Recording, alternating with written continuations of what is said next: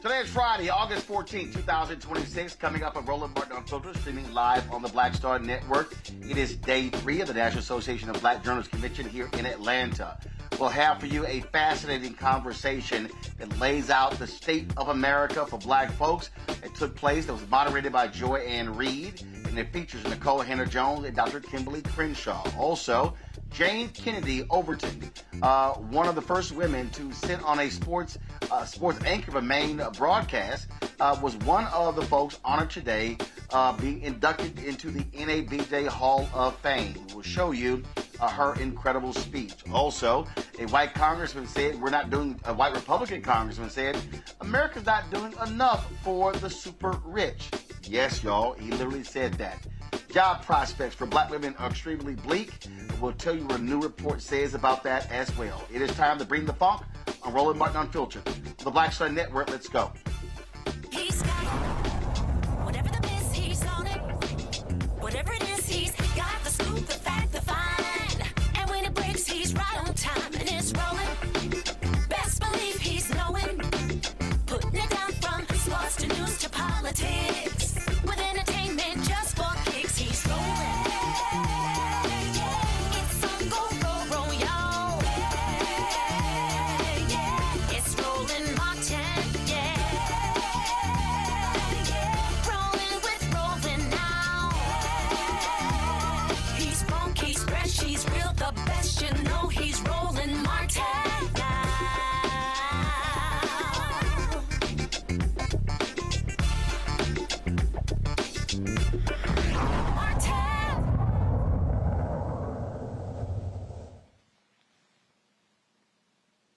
A jury of 6 men and 10 women have been selected to serve on the jury of the ex-gang member who has been charged in the death of Tupac Shakur that took place 30 years ago. Opening statements in the trial in Las Vegas will begin on Monday. Family members and fans of the rapper have been waiting for decades to learn the truth about what happened on September 7th, 1996, when a drive-by shooting took the life of Tupac Shakur. He was just 25 years old when he was shot and killed. At the height of his career, this took place on the Las Vegas Strip. The shooting happened in the middle of a fierce battle for dominance in the music industry by rival gangs. 3 years ago, investigators charged Dwayne Kef D. Davis with murder, describing him as the shot caller who planned the killing. Now, Davis has pled not guilty and could be sentenced to life in prison if he is convicted. My panel right now, joining me, is Michael Imhotep, host of his African History Network show out of Detroit. Candace Kelly, host, legal analyst, and host of Takeaway with Candace Kelly, South Orange, New Jersey. Matt Manning, civil rights attorney out of Corpus Christi. Matt, I'll start with you. Listen, this is 30 years ago. This individual has been, before he's bragged about participating in this murder. Now he claims that he wasn't involved. Does the prosecution have a very tough case to prove a case that's 30 years old? Yes, per se, as a matter of course, I think a case that old presents difficulties that, more recent cases just don't present, particularly when you look at the fact that when it's a case of this age, I can't speak to all the forensics or whatever they might have in custody, what they might have maintained, but there are a lot of questions for chain of custody, degradation of materials, and most importantly, memories. Because as people know, what they've got to prove to the 12 people in the box is they've got to prove he committed this crime in whatever way they're alleging beyond a reasonable doubt.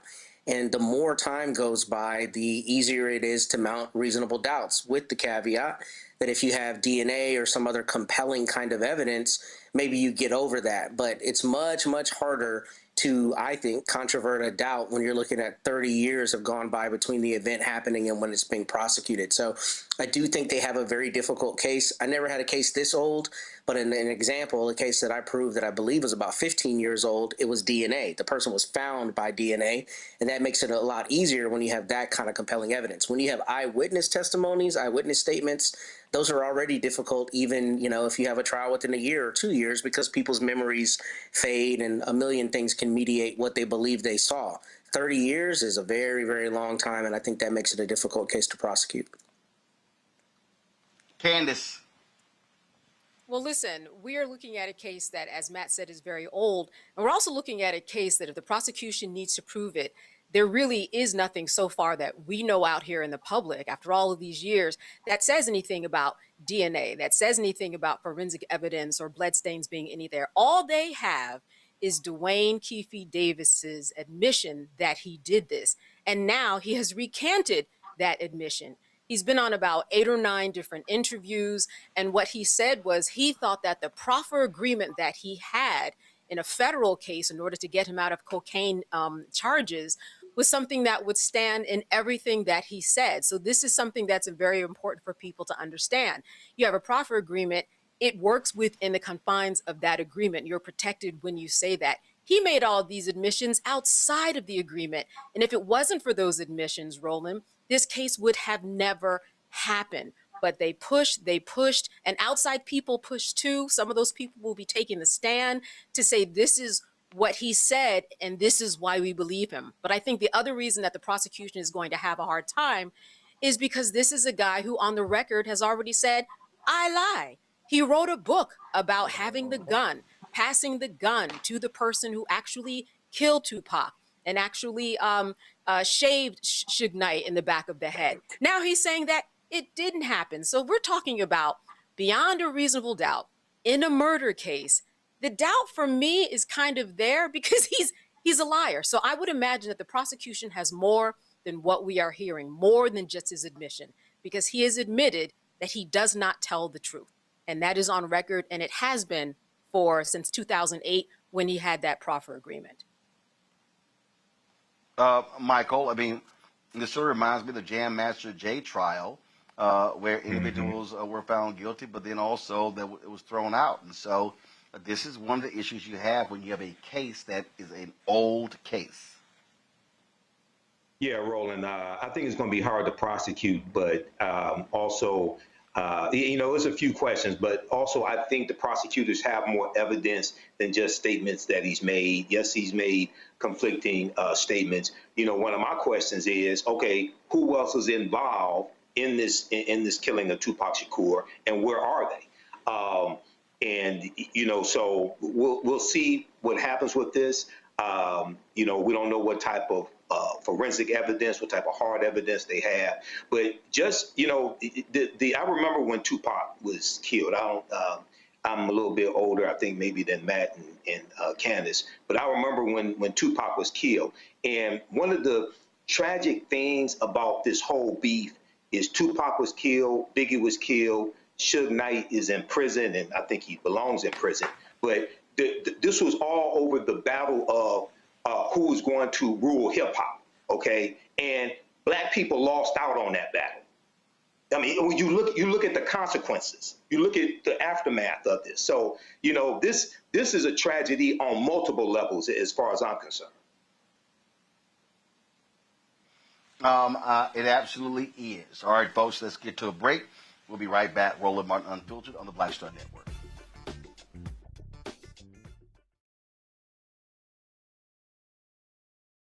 All right, folks, let me get personal for a second. My mom had questions about her Medicare, so she called Chapter, a Medicare advisory company, and she texted me right after saying it's a great benefit.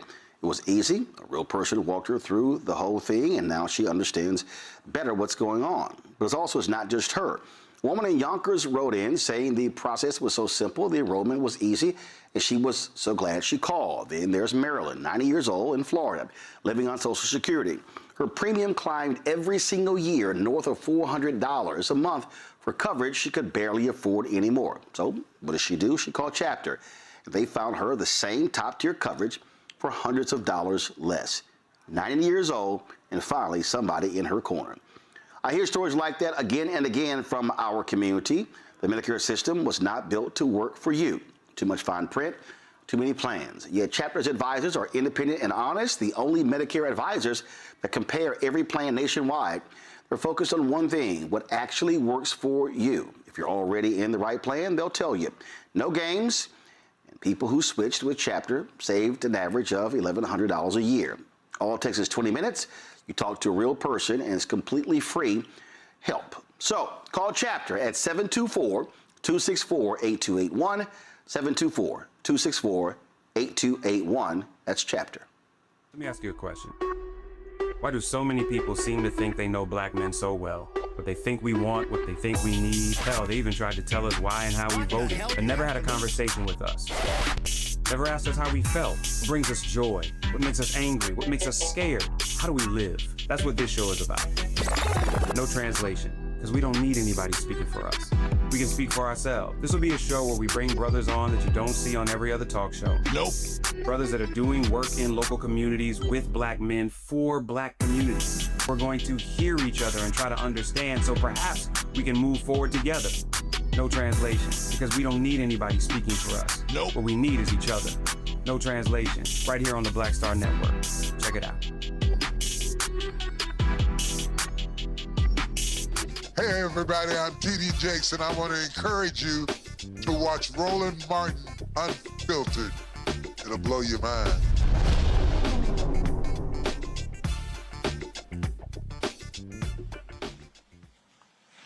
Donald Trump truly is one of the most dumbest people you've ever seen in your life. This fool had a rally today, and he actually said that he is going to declare the Strait of Hormuz U.S. territory.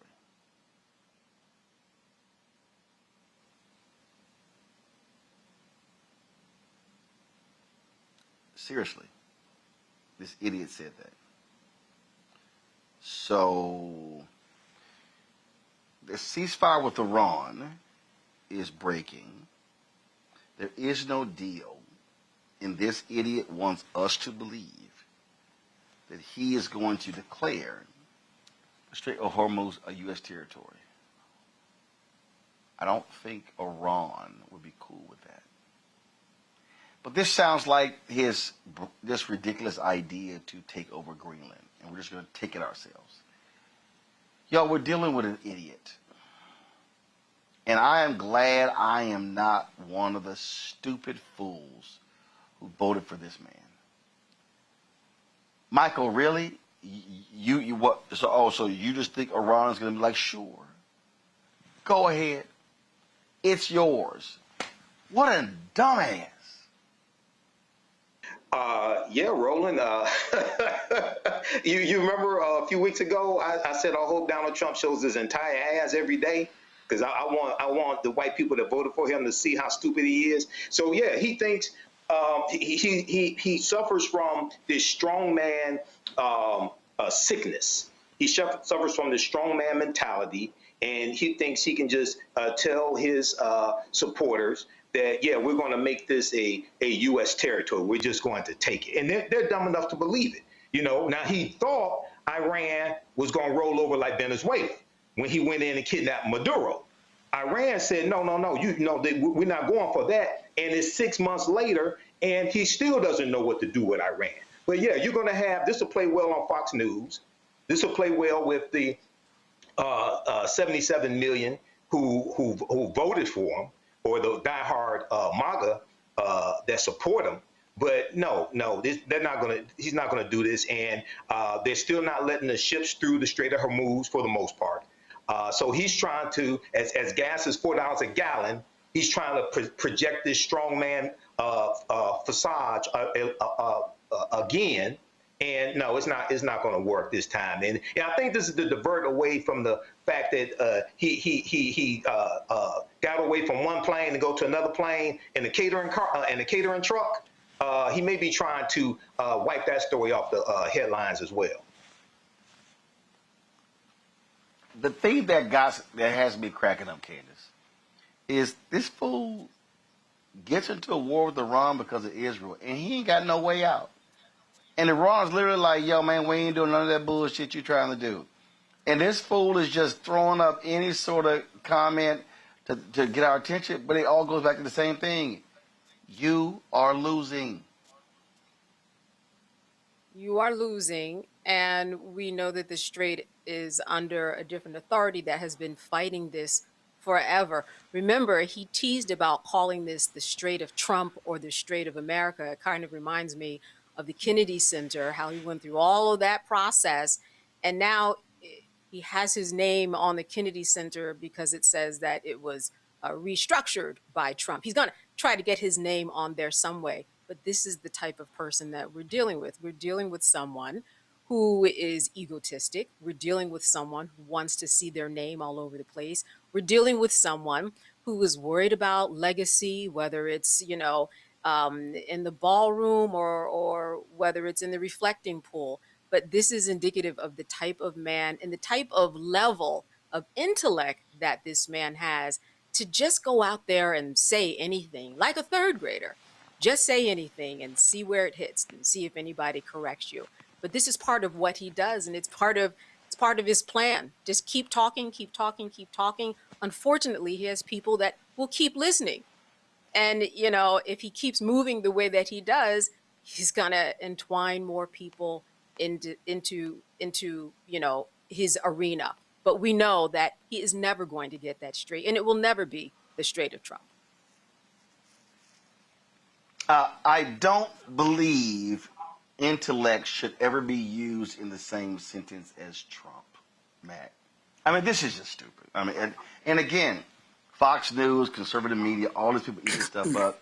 He has no plan to extricate us. You've got a battleship, but they have been out at sea for 9 months. They are complaining about backed up toilets, no food, mildew, mold, all this sort of stuff. And he goes, they haven't been out long enough. I need all of these white folks, broke folks to understand Donald Trump does not give a damn about veterans or the military. He is all about how he can use them for whatever purpose. He's a fraud. He is a joke. He is despicable, Matt. The America that MAGA wants to go back to is the James K. Polk Manifest Destiny America, where you just point and say, that's mine and I'm going to take it. That's the reason you make these kinds of statements. I think Michael hit the nail on the head, and Candace as well. This is about, feeding red meat to his base. And as you said, Fox News, this is a talking point. Nobody can truly believe he's trying to get the Strait of Hormuz. But, when you look at Greenland and look at some of the other things that he said, this is part and parcel with that most American ethos, especially for people who are jingoists, who see America as this shining city on a hill where we go back to the foregone days of the forebears, right? It's this idea that we can just go take whatever we want. And even though that's not ever going to happen, what you get from that is the rhetorical value of being the strong man, as Michael put it, to say, I'm going to go out there and get what I want and stake my claim in this world. And we know he's lying. We know that there's not ever a realistic chance that's going to happen. It's more about rhetoric and getting the juice off saying crazy things like that some people have red meat for. That's all it's about. And I don't think he's an intellectual by any stretch. But I will say, one thing that he and his team have done that is smart is they pander to their base. They say things like this that would be utterly just like incomprehensible in any other era in politics. He says this kind of stuff on a daily basis, and people eat it up. And to some extent, they've leveraged that. So, I mean, there's some intellect in at least realizing what your people want to hear. But whether it's a thing that's actually going to happen, we know it won't. Well, when your people are stupid, that's what happens. All right, y'all, check this one out. I know y'all are going to be fascinated by this. So, Joe Lombardo, who's running for Nevada governor, said at a rally with Trump that, these billionaires, they're sitting here and they're providing jobs, things along those lines. But this one guy here did a little bit better. Glenn Grothman, Republican, up for election in November, was a 6-term congressman, Trump loyalist. He was talking about the economy in Troy, Michigan, with the state's GOP gubernatorial candidate, the black Republican John James, as well as House Majority Leader Steve Scalise. And you know what? Just play the clip. So there's a little bit of what's going on. Don't let anybody tell you that people running Congress right now are looking out for the rich. Actually, I think we should do a little more, but we don't, right now. I'm sorry. Did y'all catch that? Run it again. So there's a little bit of what's going on. Don't let anybody tell you that people running Congress right now are looking out for the rich. Actually, I think we should do a little more, but we don't, you know, right now.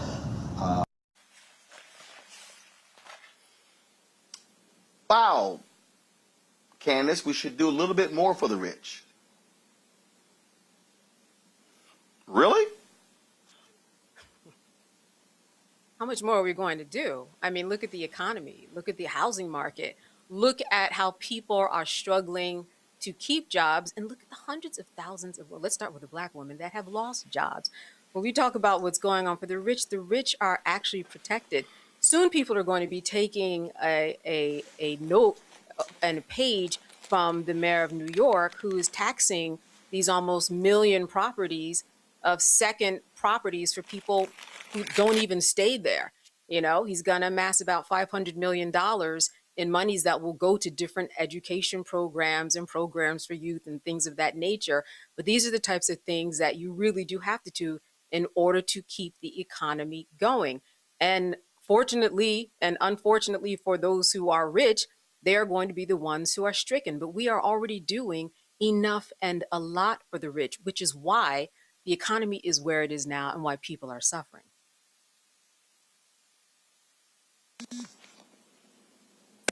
Matt, the so-called Big Beautiful Bill, which was ugly and shameful, hooked rich folks up in a huge way. You gotta really be stupid to make a claim like that in today's economy. That we should be doing more is what you mean? Yeah. Is that what you're talking about? His comment. Oh, They okay. should be doing more for the rich.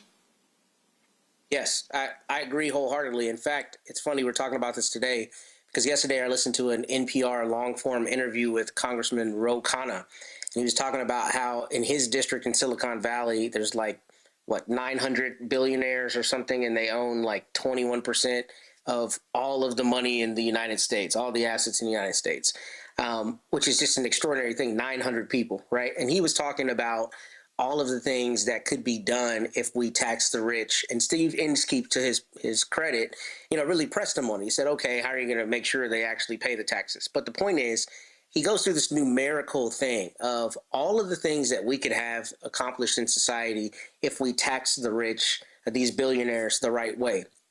And he's a politician, so take some of it with a grain of salt. But the point of it is there is a massive hoarding of wealth, and they're not being taxed. And there's already so much being done for the rich, as Candace alluded to.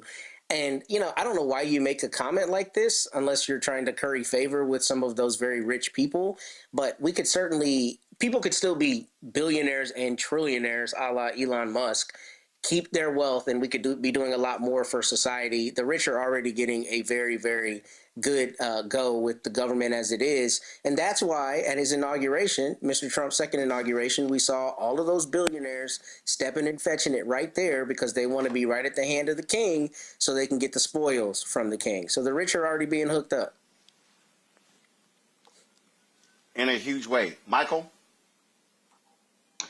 Yeah, Roland, no, the wealthy don't need any more. The big ass ugly bill gave them a tax cut to the tune of over $1 trillion by cutting Medicaid by $1 trillion over the next 10 years. Okay, and that tax cut goes to the top 1%.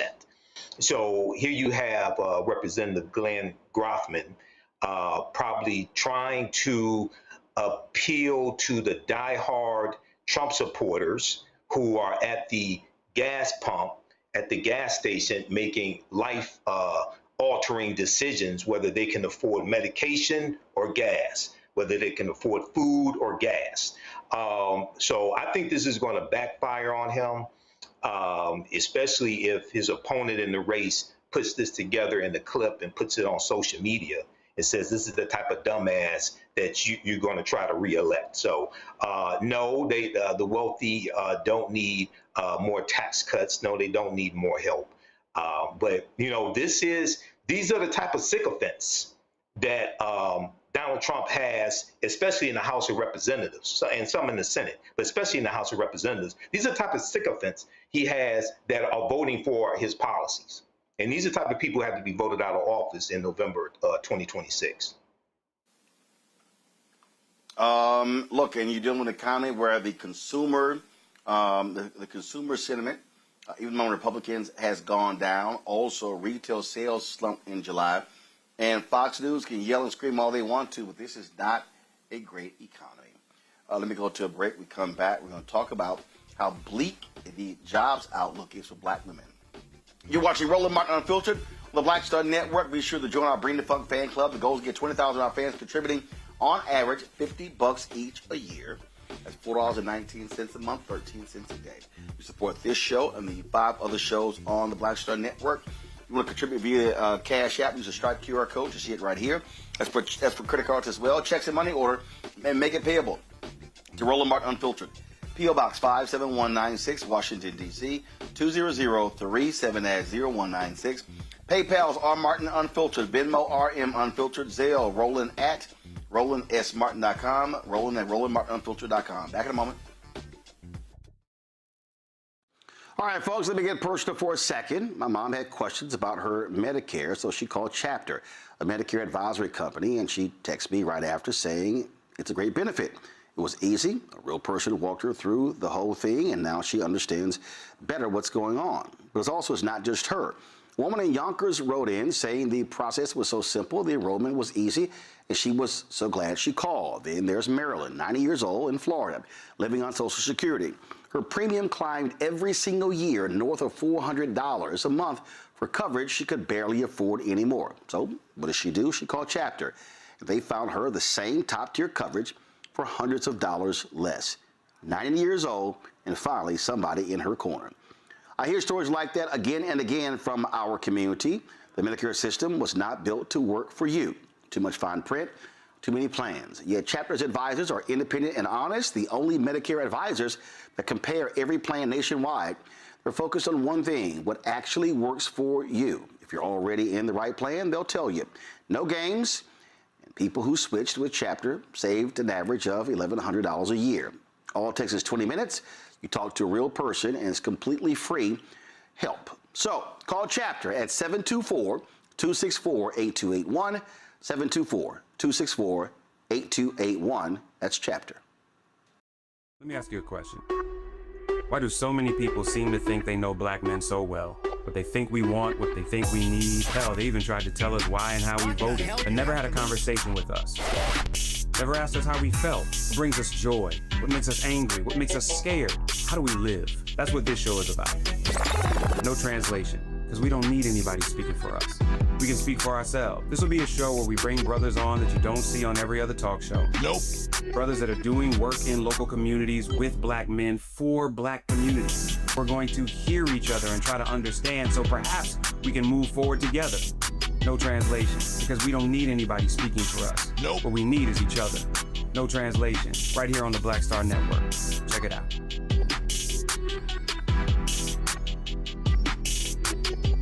What's up? It's Sammy Roman. Hey, it's John Murray, the executive producer of the new Sherry Shepherd Talk Show. It's me, Sherry Shepherd, and you know what you're watching, Roland Martin Unfiltered.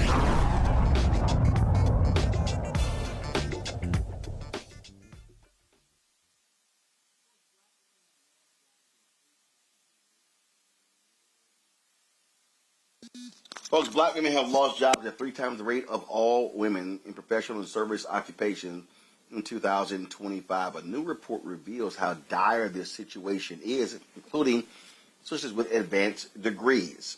Jennifer Turner is the Senior Researcher Associate at the Institute for Women's Policy Research. She joins us right now. Jennifer, glad to have you here on Roland Martin Unfiltered.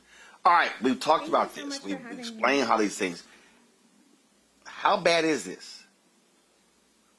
Yeah, it's pretty dire, and thank you so much for having me and for raising awareness around this issue.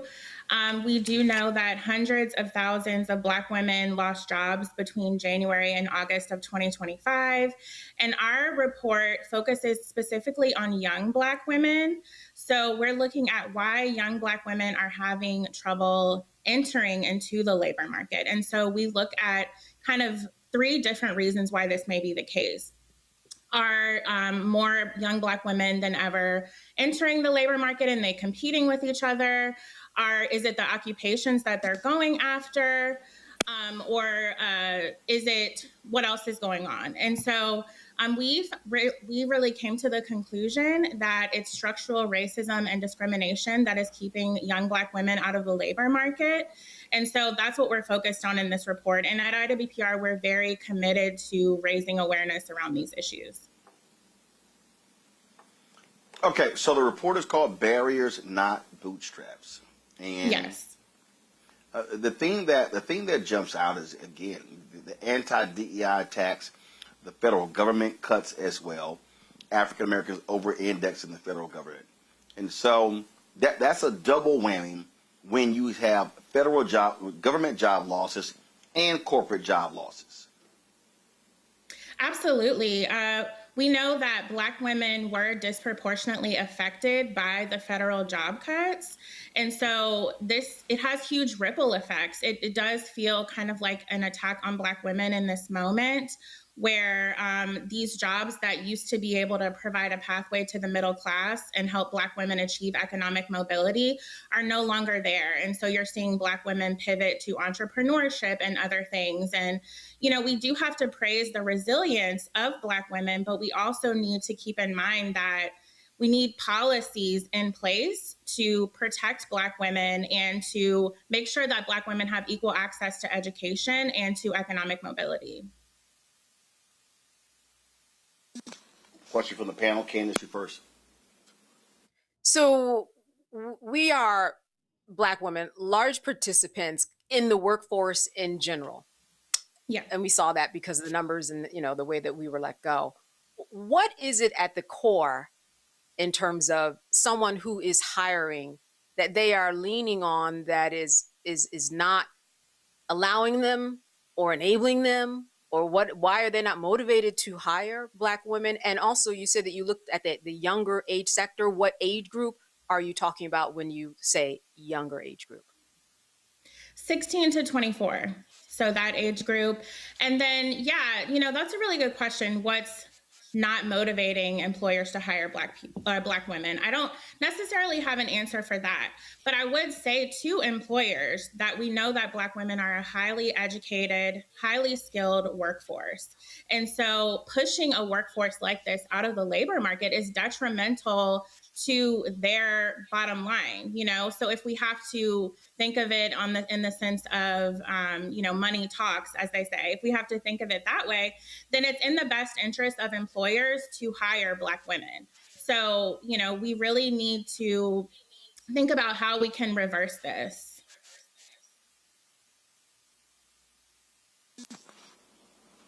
Michael.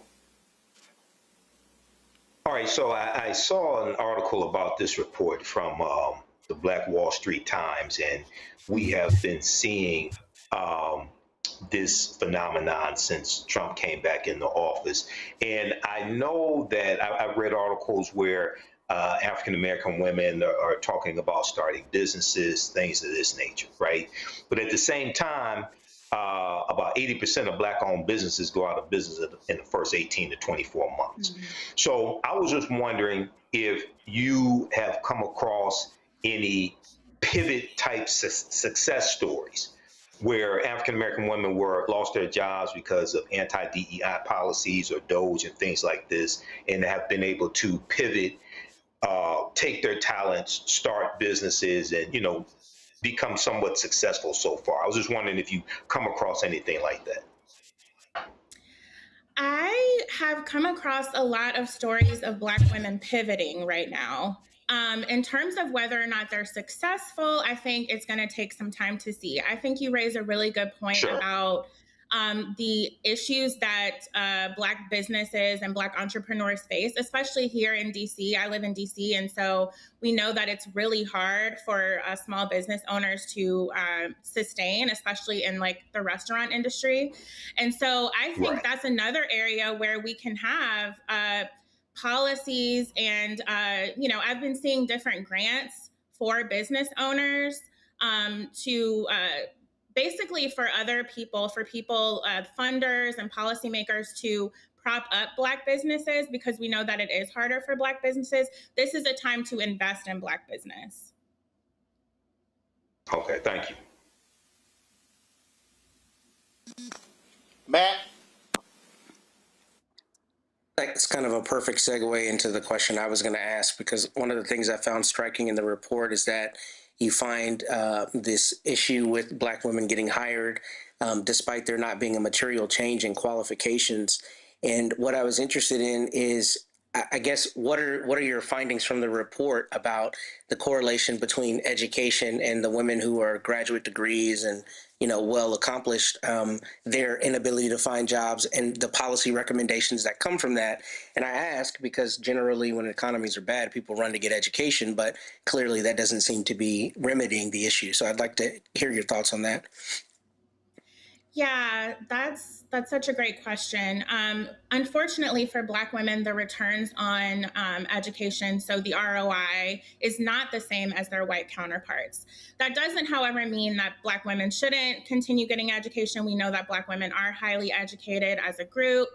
I would say that in terms of policy recommendations, really looking at, how, for example, the federal government has been overhauling the student loan system. That's one of the things that we really need to prop up student loans, and we really need to roll back some of those policies that are going to disproportionately impact Black women. Black women are already bear the brunt of student loan debt in this country. And so, but at the same time, putting caps on things like graduate student loans is going to disproportionately affect Black women as well, because it's going to impede their access to education. So I think it comes down to really reinforcing things like civil rights protections and workforce protections, making sure that the EEOC has the data and the capacity to collect the data necessary to ensure that we have equal access to opportunity for Black women. So it's not so much that Black women need to go out and get more education. It's that we need the protections in place, and we need to bolster the infrastructure that we have to make sure that Black women have equal access. Jennifer, where can people go to read the report? So IWPR.org is where you can go to find all of our research. And then also, I would say follow me on LinkedIn at Jennifer L. Turner, PhD. I post about these issues all the time, and we're committed at IWPR to raising awareness on these issues. All right. We surely appreciate you joining us. Thanks a lot. Thank you. Have a good one. I appreciate it. Folks, 7 years ago, Atiana Jefferson was shot and killed in her home. Now, the Fort Worth City Council is approving a $11.25 million settlement for her family. You might remember the shooting. We covered it. It took place in 2019. The agreement would resolve civil claims related to her death. The Fort Worth City Council is set to consider the settlement on August 25th. If approved, it would require approval by a probate court for its finalization. Under the agreement, Jefferson's two nephews, one who witnessed the shooting, will receive a larger share of the settlement, with their money placed in trust until they turn 18. The rest will be divided among Jefferson's family. Her attorney, her sister Ashley Carr, emphasized that while the proposed settlement is a form of accountability, the financial agreement does not bring back her family's loss. And again, you might remember, again, she was in her home, and police were called, and she was shot through the window by an officer, and she was shot and killed while her nephew was there. All right, folks. That story is still crazy to me, Matt. What happened, in this case, and it goes to show you that I think about Sonia Massey, and I think about this. Even when Black people call the cops, and we call the cops out of fear, there may be something else going on, we can still end up dead. Yeah, you sure can. And it's still very, very, very difficult to hold a police officer accountable for a bad use of force in a situation like this. Now, I'll admit readily, I don't recall whether there was a criminal prosecution in this case, but I'm glad that there's some form of justice for this family. It is a substantial sum compared to what we see sometimes in other cases. But I'm glad you read the family member statement, because, one of the big problems with the civil justice system is money doesn't get remotely close to bringing back the person you love and lost in a way you should not have lost them. So, this is a better outcome than a lot of situations, but this certainly never should have happened And this is the kind of thing we see entirely too often. And I've had cases like that where people call the police for help. The police come and they immediately assume the person who called is the one who's at fault. And before you know it, you needed help and now you're the one hooked up. It's sad, but that is definitely reality, and certainly a reality for Black people in this country. Michael. Yeah, Roland, I remember when, this case happened when Tatiana Jefferson was killed. And then, also I remember sometime after that, her father passed away, if I remember correctly, as well. So this is good, the settlement. Hopefully it's approved by City Council. So that's good. But, the whole thing is just a tragedy. From start to finish is it's just a tragedy. She was there playing video games with a nephew. She's a licensed concealed pistol holder. She sees somebody outside flashing a flashlight through the window. It's dark. She pulls out her gun, ends up dead. So hopefully this will bring some type of closure for the family. And the officer was later convicted of manslaughter also in this case as well, Aaron Dean. Candace. So here's what I'm thinking about this. You have a situation where someone called because it was a welfare check. There wasn't any threat. There wasn't anyone saying that someone in the house had a gun. She had that front door open like I have my front door open right now to put a breeze through the house. And this is how it ended up. One of the things that's a takeaway for me is, look, those video cams are important because without that, you would have had an 8-year-old competing with, I think, Aaron Dean, the one who was in jail, as Michael said, and then you would have had 2 competing different testimonies. So thank goodness for the cam. The other thing is that it is very unusual for this to even happen. We're talking criminally. He did not get immunity. Why? Because it was such a ridiculous case. He didn't announce who he was. He came there for a welfare check. He didn't do so many things. There was no threat, obvious force.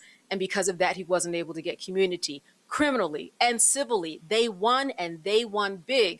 Obviously, they're not thinking that because you cannot replace this young woman. You cannot replace what her life was going to be. You cannot replace her hopes of being a doctor and what she was going to contribute to this society.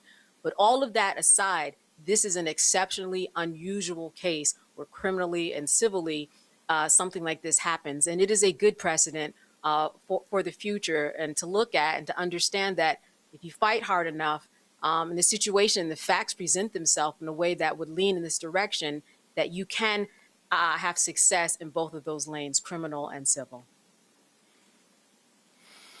All right, then. Matt, Candace, and Michael, I certainly appreciate y'all joining me on today's show. Thank you so very much to everybody who's watching. We are not completely done.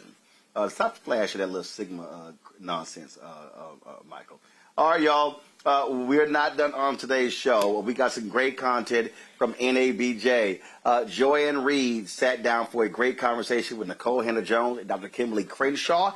We're going to have that for you. Jane Kennedy Overton, honored as one of the Hall of Famer members of the National Association of Black Journalists. And I talked to the author of a new book. It is called The Making of American Whiteness, The Formation of Race in 17th Century Virginia. Historian Carmen Thompson, you do not want to miss that interview. So we have some great stuff for you. And so we come back, we got all that for you right here. Roland Martin Unfiltered on the Black Star Network. All right, folks, let me get personal for a second. My mom had questions about her Medicare, so she called Chapter, a Medicare advisory company, and she texted me right after saying it's a great benefit. It was easy. A real person walked her through the whole thing, and now she understands better what's going on. But it's not just her. A woman in Yonkers wrote in saying the process was so simple, the enrollment was easy, and she was so glad she called. Then there's Marilyn, 90 years old, in Florida, living on Social Security. Her premium climbed every single year north of $400 a month for coverage she could barely afford anymore. So what does she do? She called Chapter. They found her the same top-tier coverage for hundreds of dollars less. 90 years old, and finally somebody in her corner. I hear stories like that again and again from our community. The Medicare system was not built to work for you. Too much fine print, too many plans. Yet Chapter's advisors are independent and honest, the only Medicare advisors that compare every plan nationwide. They're focused on one thing, what actually works for you. If you're already in the right plan, they'll tell you. No games, and people who switched with Chapter saved an average of $1,100 a year. All it takes is 20 minutes. You talk to a real person, and it's completely free help. So call Chapter at 724-264-8281, 724-264-8281. That's Chapter. Let me ask you a question. Why do so many people seem to think they know black men so well? What they think we want, what they think we need. Hell, they even tried to tell us why and how we voted, but never had a conversation with us. Never asked us how we felt, what brings us joy, what makes us angry, what makes us scared. How do we live? That's what this show is about. No translation, because we don't need anybody speaking for us. We can speak for ourselves. This will be a show where we bring brothers on that you don't see on every other talk show. Nope. Brothers that are doing work in local communities with black men for black communities. We're going to hear each other and try to understand so perhaps we can move forward together. No translation, because we don't need anybody speaking for us. Nope. What we need is each other. No translation, right here on the Black Star Network. Check it out.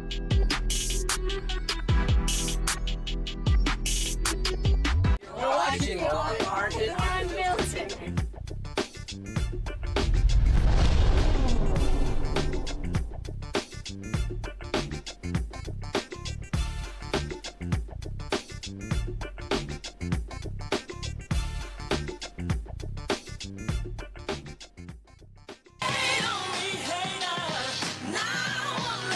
Along with Pulitzer Prize-winning investigative journalist Nicole Hannah-Jones and the executive director of the African American Policy Forum, Kimberly Crenshaw.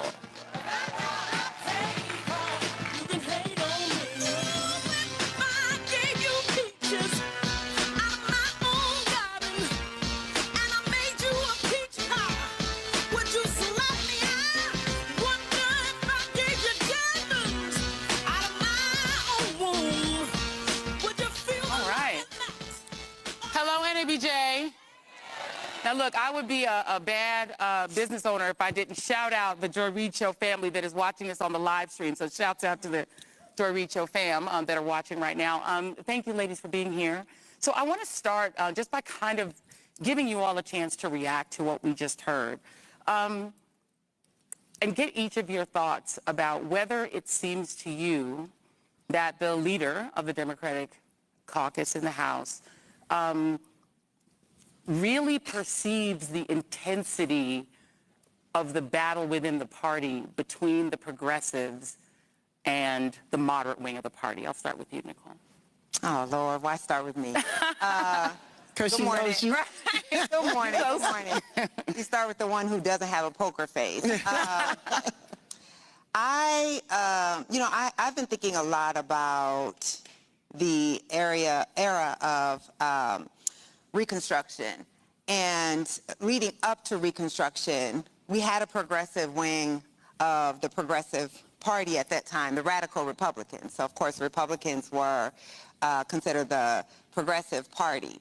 And the radical Republicans had the audacity to think that slavery could end. Called directly for the abolition of slavery, not for gradual emancipation, not for trying to appease the other side, not for trying to make friends with people who thought that slavery should continue. They pressed very hard for full equality, to punish the insurrectionists, and for complete liberation of enslaved people.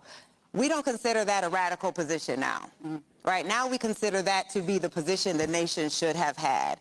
So it's not new that we see this war between kind of the status quo of the party that wants to appease, that wants to maintain power, and those who really see a radical liberatory view for the nation. So I think we should just all look at efforts to suppress what is being treated as radical positions of the Democratic Party as also historical, as something that we have continuously seen, and that years from now, we may very well see folks who are now embracing those once radical views, right? Like if I didn't think I had a lot to say, but I do. So I'm gonna wrap it up.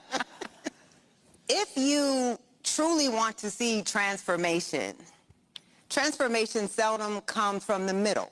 It seldom comes from appealing to the middle. It comes from actually having a vision for a society that is uncomfortable for a lot of people, but having to force your people, often within your own party, to see that vision. And you have also seen, I mean, there were fights on the floor of Congress, like physical fights over the radical Republicans. Charles Sumner, right, gets beaten in the head with a cane for daring to think that black people should be free. So as we're covering this as journalists, we should understand that we also, as journalists, are creating a narrative.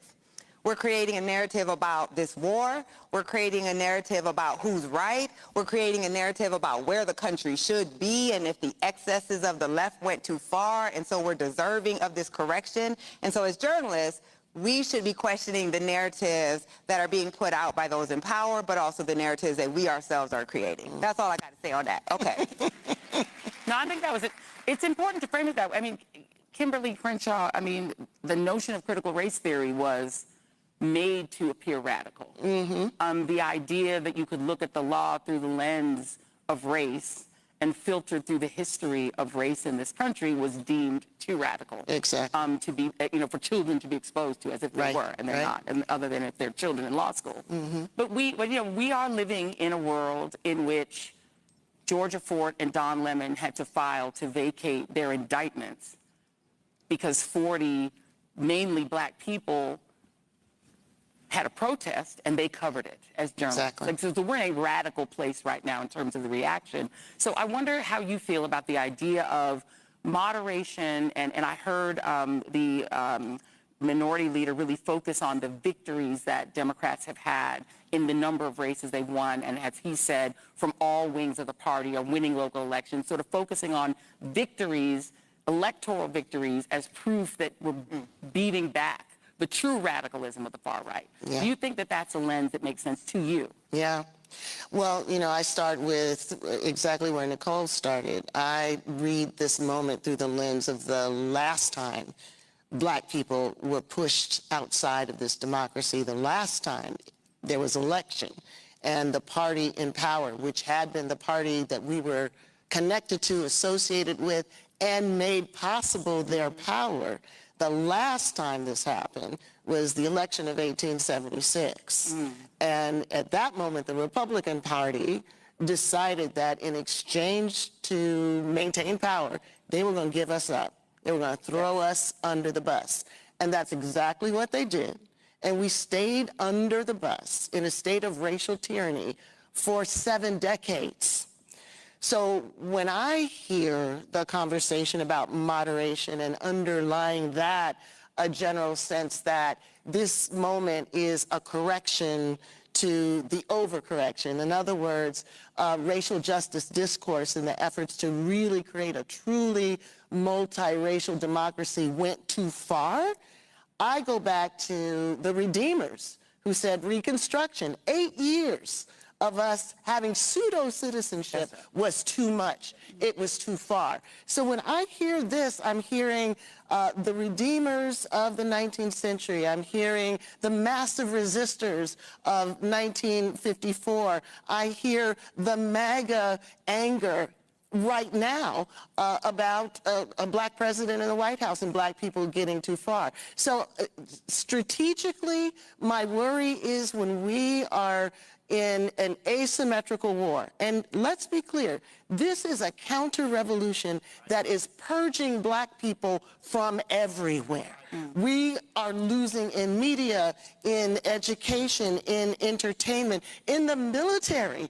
The most powerful African Americans in the military were summarily fired.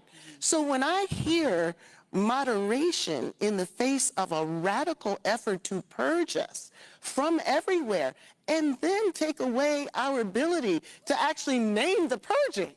So they purged the language about discrimination, anti-blackness, bias, inclusion. So the language is being taken away as well as our bodies being taken away.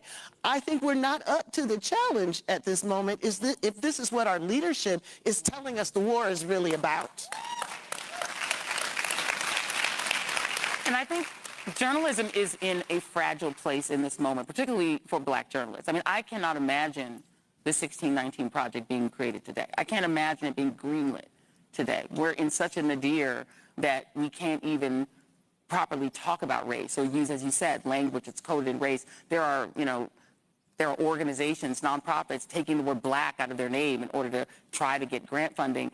How does journalism respond in this moment in a way that meets the moment, given the restrictions that so many journalists that are sitting in this room likely feel in their newsrooms, but needing to describe the thing that they're seeing and experiencing? That's a question for me. Yes, ma'am. How should we, or how are we? Well, give me both of those. How are we, in your view, and how should we? So, Joy, I know you know as a longtime journalist, I know the people in this room as journalists know that it has always been a struggle for us to treat the covering of race, racism, the racial infrastructure of this country as more than a fad. So we know we go through periods where usually when there's some combustible circumstance like George Floyd or, Abner Louima, or name your crisis, and newsrooms then discover once again, oh, race is an issue. We need to hire some Black folks to cover race. And then they get tired of it, right? Society gets tired of it. The newsrooms get tired of it. And then we see a purging of those beats. We see a downgrading of the status of the journalists whose expertise was covering those. And we're certainly in a moment like that right now. Even though we are living under the most openly white nationalist administration of my 50-year lifetime, and that's saying a lot. Yeah. Even though we are in a society where we're being told it was the identity politics of the left that got us here, and yet the Trump administration is running on nothing but identity politics. That's right. They're white identity politics, and so we see the white as invisible, but it is an identity politics. We're not treating this enough as a racial story, right? And as people, reporters who need specific expertise in race. Like, just because you have a race doesn't mean you know how to cover race. Race is an expertise, and those of us who are good at it have studied it, and that's why we're good at it. So we're seeing, again, I mean, you look at all of the Black verticals that were created after George Floyd, they're all gone. You look at the decimation of Black reporters who are covering race, many of them are gone or they've been demoted. And we've seen this pattern. I mean, I've only been a journalist for 20-something years, but I've seen this pattern again and again, so we all knew it was coming. But it doesn't make it any less devastating that in this moment where we need a racial analysis, like, you can't, the reason we're seeing an attack on democracy is because the demographics of our country are shifting. And folks want democracy if they know they will be in charge. And if they think they won't, they don't actually care about democracy that much, right? That's why we've only had it for 60 years. But you don't have enough folks who are able to constantly do that analysis. And so we treat these as separate stories. We're going to write about politics, then we're going to write about race. Race is the politics. And you have to have a political reporting class who can do that with sophistication and not treat these as separate stories. Yeah. That's where we are. So in the answer of where we are is also the answer of what we should be doing. But you're absolutely right. It's a completely different environment. I honestly can't imagine even trying to pitch the 1619 right now. Now, I can't say whether it would get approved or not, but I think I know myself as a journalist the atmosphere that would be inviting to pitching something like this. And I think it would be very challenging in any newsroom in this country to pitch something like the 1619 Project. You know, I think about the fact that part of the openness to even a consideration in the mainstream media to something like 1619 Project came out of tragedy, came out of George Floyd's murder. And there's this opening that happens in the world in which there's like a small window in which it was almost a reconstruction moment. We want to hear your stories. We want to know more of your stories. That moment is obviously closed, and the door has been slammed shut on it. But it opened again to me a little bit because of Gaza. There wasn't a lot of conversation specifically about Gaza, but Gaza not just as an issue that impacted Arab Americans, Palestinian Americans, but Black Americans, particularly a lot of young Black Americans who were open to a kind of progressivism that was born out of that struggle. That's not even in the United States. But the fact that the Democratic Party is still really wrestling with whether leadership is comfortable with the activism around Gaza that has fueled so much of the progressive left, including Black progressives. How do you read that? Just as you're looking at it in a sort of social science way, it's like it seems that that issue is still too painful for a party that, to be honest, is still very much reliant on donations from organizations that are very married to Israel. Yeah. Well, I think what the story is telling us is that the moral imperatives behind building a truly inclusive multiracial democracy, the moral imperatives behind the basic human rights platform has taken not only a back seat, it's just been erased in this moment. So the consequences are widespread. The consequences help facilitate the erasure of these values, but most particularly the erasures of Black people. There is an anti-Blackness that is afoot now that has run rampant, and the media it's not just the media isn't reporting on it, the media is facilitating it. Yeah. So, you know, I wanted to just run an experiment. And I call this the tale of two college presidents, right? Mm-hmm. So I'm going to tell you a story about two college presidents, right? One is a Black woman and one is a white man. And I want you to guess which one actually experienced the thing that I'm about to talk about. So the Black woman is accused of unprofessional citation practices. This unprofessional citation practice gets cited by the New York Times 13 times in 10 days, creating what appears to be a firestorm, seeking her removal. It is initially a story that is seeded in the far-right newspapers, knowing that they can count on the paper of record to pick it up and thus extend their strategy of attacking Black people, knowing that the mainstream media will pick it up. There's another college president who's accused of distorting data. We're not talking about citation practice. We're talking about making stuff up. I would use another word for it, but I'm my mama's daughter. I'm going to be polite. But making it up. Now, one of them doesn't get any newspaper coverage at all and is allowed to quietly resign. The other one not only is humiliated and removed, but she now becomes a context-setting rehearsal every time there's a question about whether Black people deserve to be where they are. Now, I mean, you know the name of the first president, right? Everybody can repeat it. Claudine Gay. Have you ever heard of the name Mark Trevor Tessier Levine? No. You don't know his name. No. This is the white president of Stanford University. Unbelievable. Removed for falsifying data. Now, there's just so much that this is telling us about media's facilitation. They are not just reporting.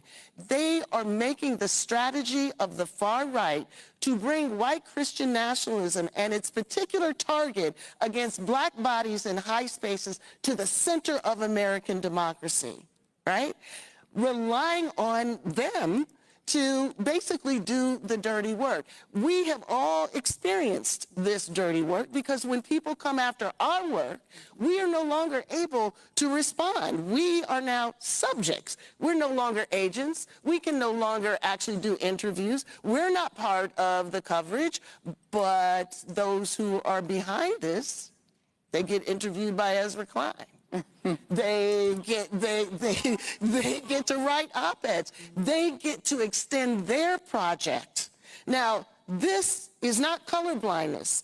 This is an anti-Black racial project that is cloaked in the discourse of colorblindness.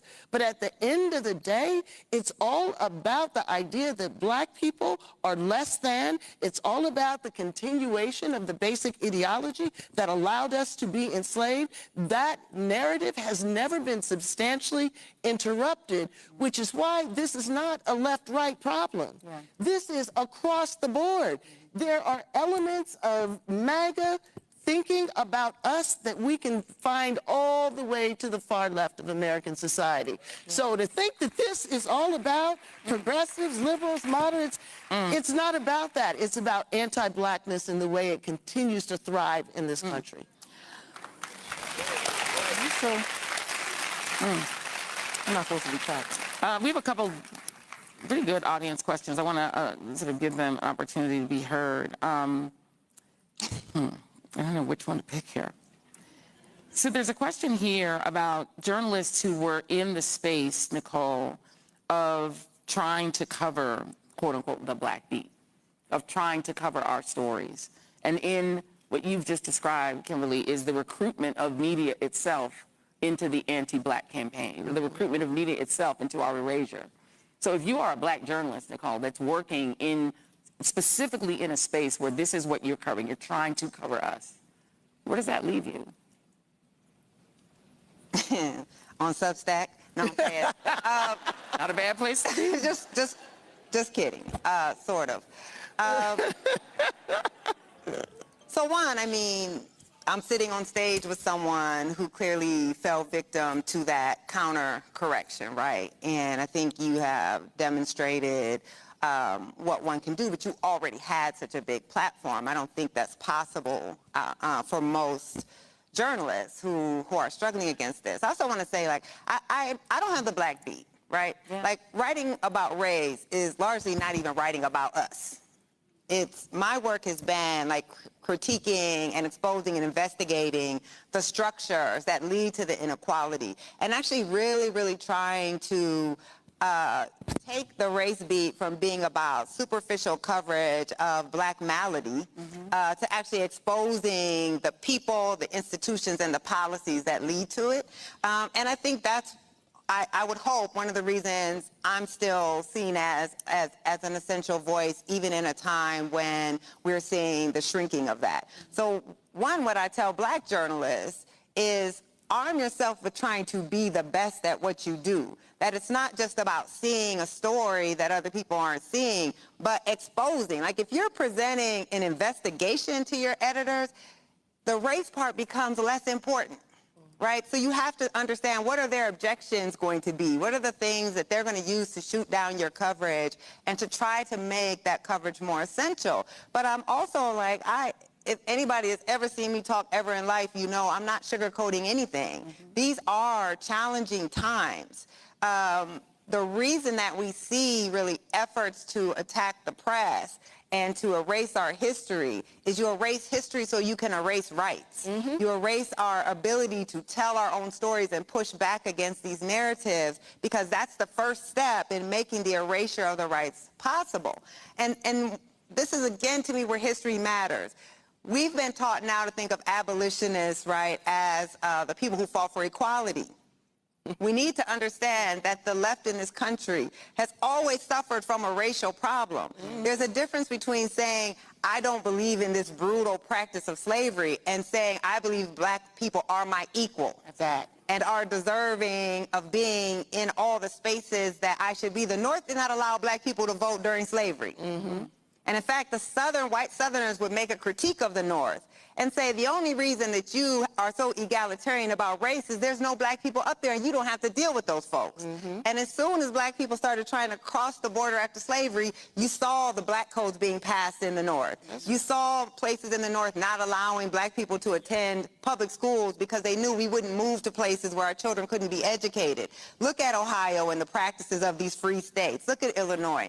And so we've got to be able ourselves If you don't know that history, how can you imbue that history in your reporting? How can you create that analysis to make yourself, I mean, nobody is not expendable in these times, none of us, but there are things within our control. And the way that I've always approached it as a journalist is I can't control what not one newsroom is going to do. I can't control what a newsroom leader is going to do, but I can do my best to make myself non-expendable through my practice. Yeah. So we are going to, we know this. We have to work twice as hard. We know this. We shouldn't have to, but if there was ever a time, I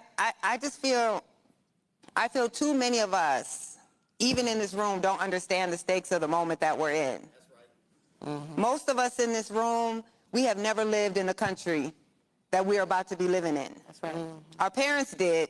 Our grandparents did, but we haven't. I've never lived in a country that didn't have affirmative action until now. I've never lived in a country where I didn't have the protection of the Voting Rights Act until now, right? We were all born after that or at that time, right? Some of us were. Right. You were born at the time. Right. So I don't even know the answer, I guess. That's when I start rambling. It's like, I don't know the answer because I think if we don't understand how dangerous this moment is, I'm looking out at Roland and I'm looking at somebody who is trying to build a strong black press. We do have to be in these mainstream institutions, absolutely. We don't want to cede that ground, but we're also going to have to understand that the jobs that were once there are not going to be there. And that if we're going to want to get our stories out, and I don't mean content creators, we are journalists. That's right. We are journalists. Content creators take our work and produce content, but somebody has to be on the ground actually reporting, asking questions, doing the investigations. And so I have to tell my students all the time, this is how I know I'm old, I have to tell my students all the time when they're like, oh, how can I make my brand? The brand is the work. That's right. That's right. You don't have a brand. You have done nothing to acquire a brand. That's right. That's right.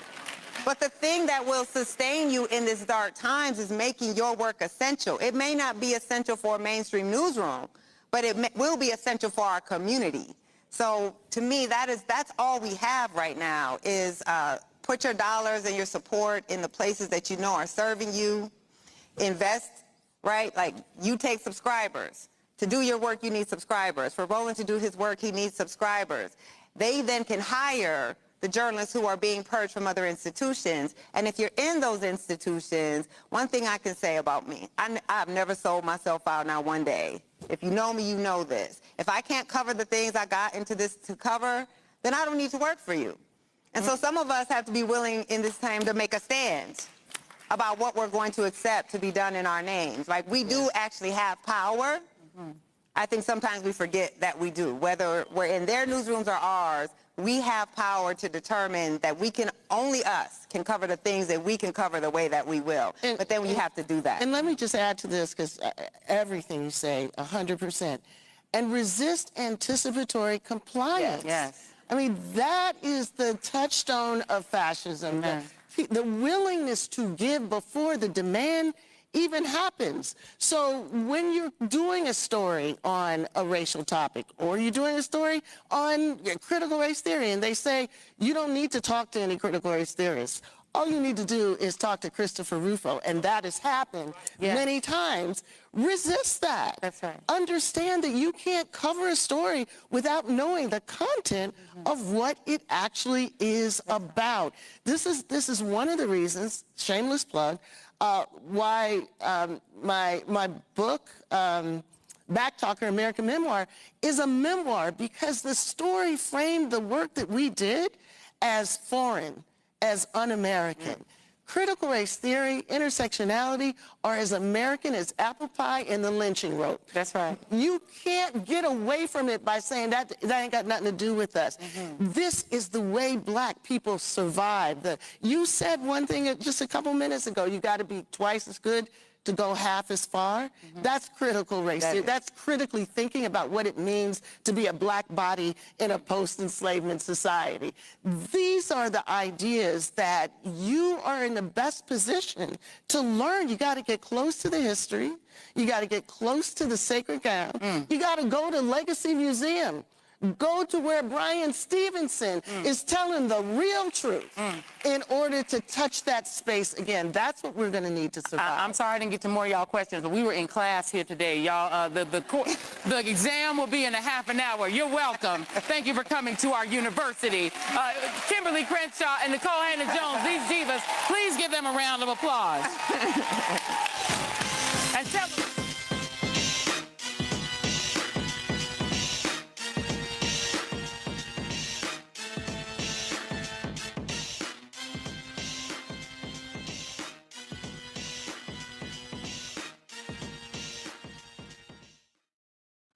All right, folks, let me get personal for a second. My mom had questions about her Medicare, so she called Chapter, a Medicare advisory company, and she texted me right after saying it's a great benefit. It was easy. A real person walked her through the whole thing, and now she understands better what's going on. But it's not just her. A woman in Yonkers wrote in saying the process was so simple, the enrollment was easy, and she was so glad she called. Then there's Marilyn, 90 years old, in Florida, living on Social Security. Her premium climbed every single year north of $400 a month for coverage she could barely afford anymore. So what does she do? She called Chapter. They found her the same top-tier coverage for hundreds of dollars less. 90 years old, and finally somebody in her corner. I hear stories like that again and again from our community. The Medicare system was not built to work for you. Too much fine print, too many plans. Yet Chapter's advisors are independent and honest, the only Medicare advisors that compare every plan nationwide. They're focused on one thing, what actually works for you. If you're already in the right plan, they'll tell you. No games, and people who switched with Chapter saved an average of $1,100 a year. All it takes is 20 minutes. You talk to a real person, and it's completely free help. So call Chapter at 724-264-8281, 724-264-8281. That's Chapter. Let me ask you a question. Why do so many people seem to think they know black men so well? What they think we want, what they think we need. Hell, they even tried to tell us why and how we voted, but never had a conversation with us. Never asked us how we felt, what brings us joy, what makes us angry, what makes us scared. How do we live? That's what this show is about. No translation, because we don't need anybody speaking for us. We can speak for ourselves. This will be a show where we bring brothers on that you don't see on every other talk show. Nope.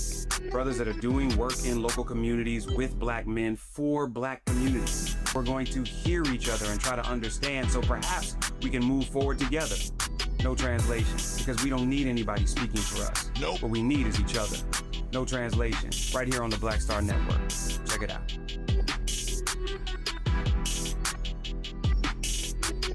Hi, I am Tommy Davidson. I play Oscar on Proud Family, Louder and Prouder. I don't play Sammy, but I could. Or I don't play Obama, but I could. I don't do Stallone, but I could do all that. And I am here with Roland Martin on Unfiltered.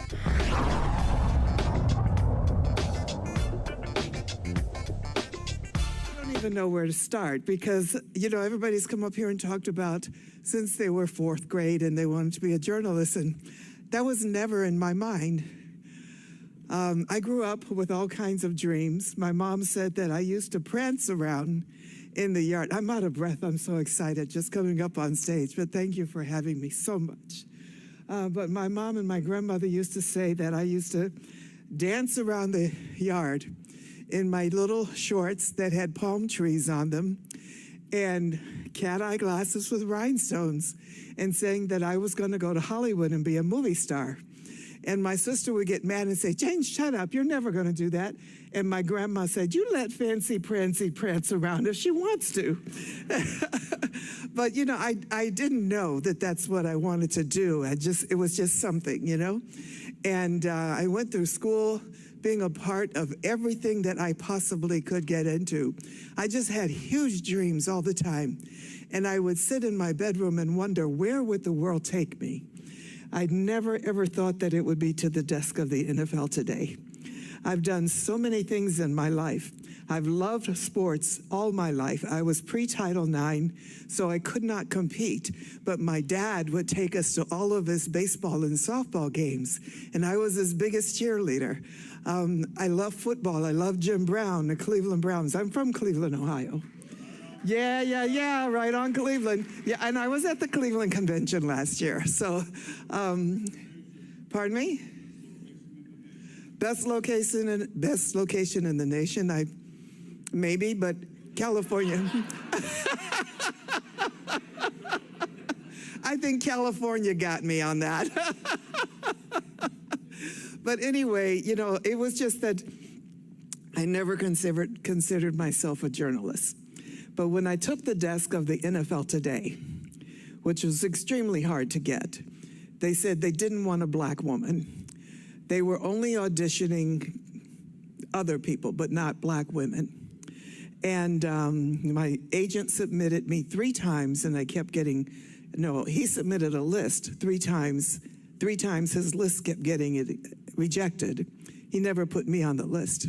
So I called Jim Brown, and Jim Brown said, I can get you to the field producer, Bob Stenner. So he did. He sent me to another guy who was managing Bruce Jenner at the time, Caitlyn Jenner, and he said, the lady in talent is coming here next week. I can get you a meeting and see if she can bring you into New York for the show, for the audition.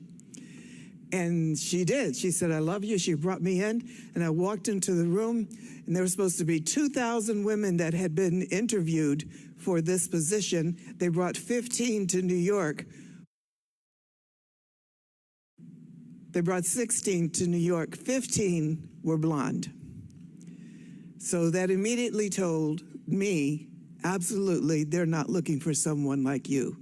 So I just remembered what a friend of mine had said, Jane, you're intimidating, and you have to let them know that you're their friend. And that's all you have to do. You don't have to talk about sports. You don't have to try to pretend that you know anything. They want to see your personality on camera. And I sat there with this guy who was, I didn't know who he was, but I just knew that he was an NFL player. And I asked him before, I said, do you play backgammon? That was back in the day when backgammon was a thing. And he said, yeah, so we sat and played backgammon. By the time we got on camera, we were old friends, laughing and talking and having a good time. And Brent stood up, walked off the set, and he said, it's Jane or nobody.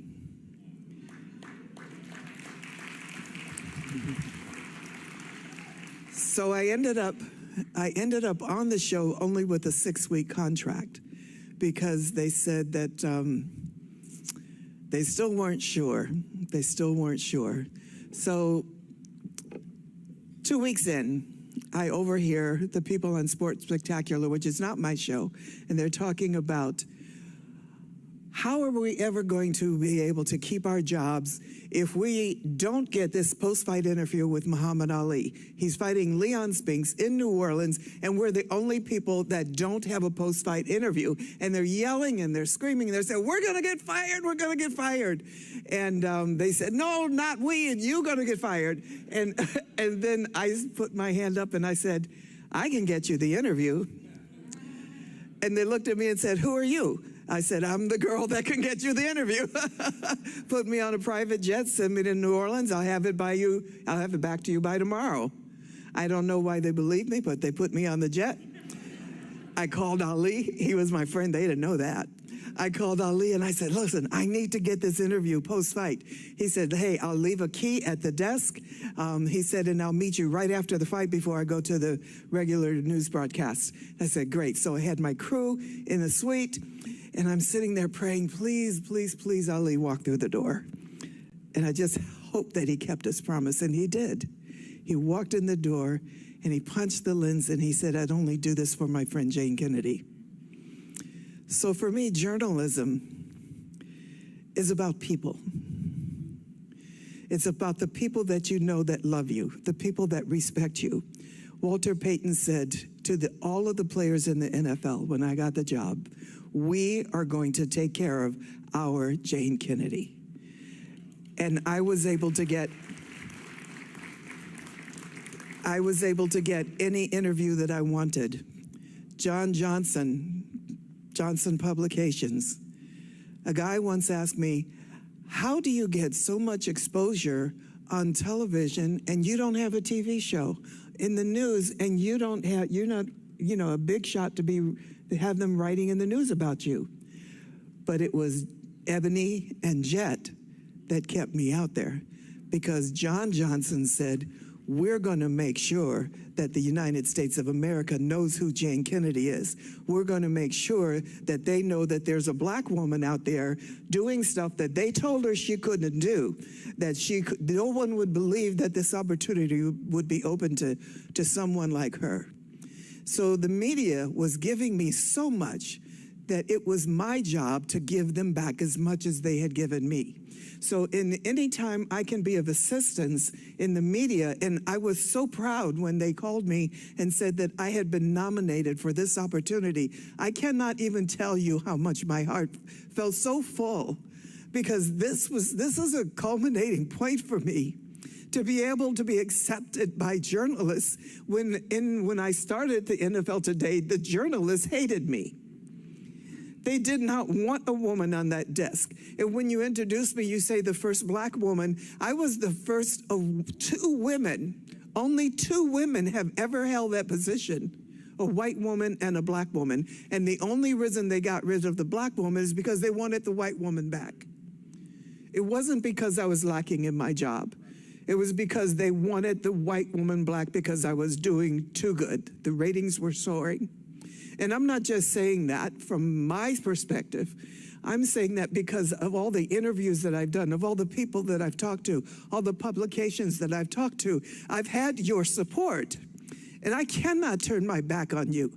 I have been dedicated to doing as much as I possibly could for black media my entire life, even though I'm not a journalist. So I thank you so much for having me here. My dad would be so proud. He's passed away 11 years ago. My mom has dementia, and so I have to go home and I have to tell her whenever I do something huge like this. When my book came out, I've recently written a memoir called Plain Jane, and it's about my entire life. The first quarter starts with growing up, second quarter going to Hollywood, third quarter raising my family, my children, and finding out what a great mom I am. And then my fourth quarter, finding out who I am, and then realizing that I didn't have that answer, so I go into fifth quarter, which is overtime. And we are in overtime now. We are in overtime now. And I am back.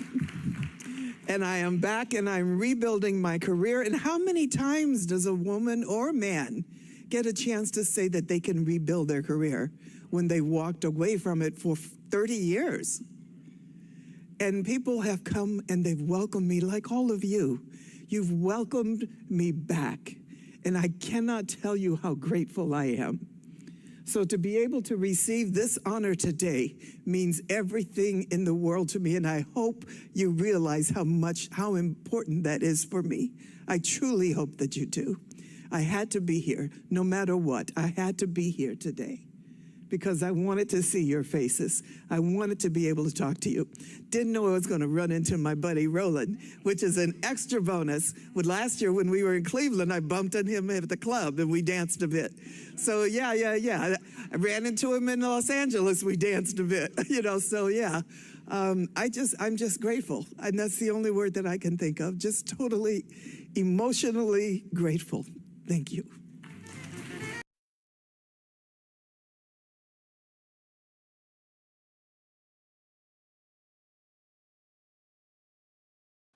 All right, folks, let me get personal for a second. My mom had questions about her Medicare, so she called Chapter, a Medicare advisory company, and she texted me right after saying it's a great benefit.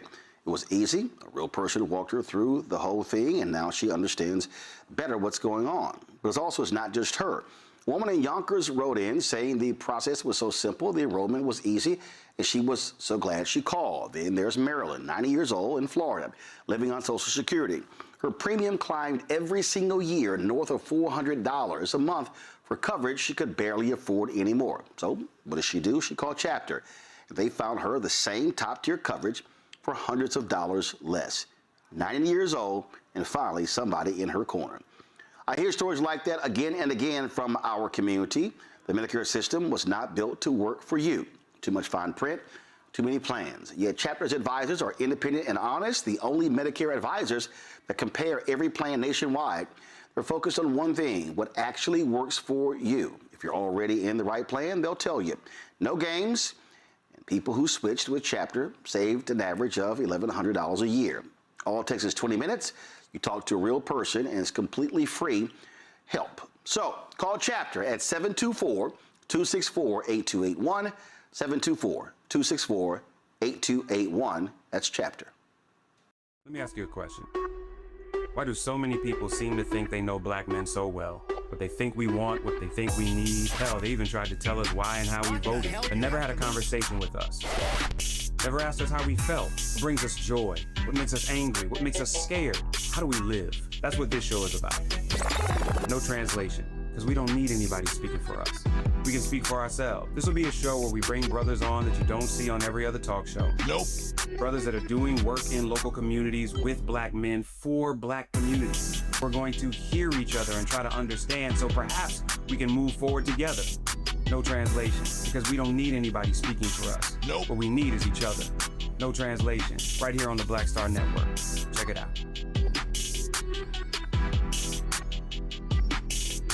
I'm Ryan Wilson, CEO and co-founder of The Gathering Spot, and you're watching Roland Martin Unfiltered on the Black Star Network.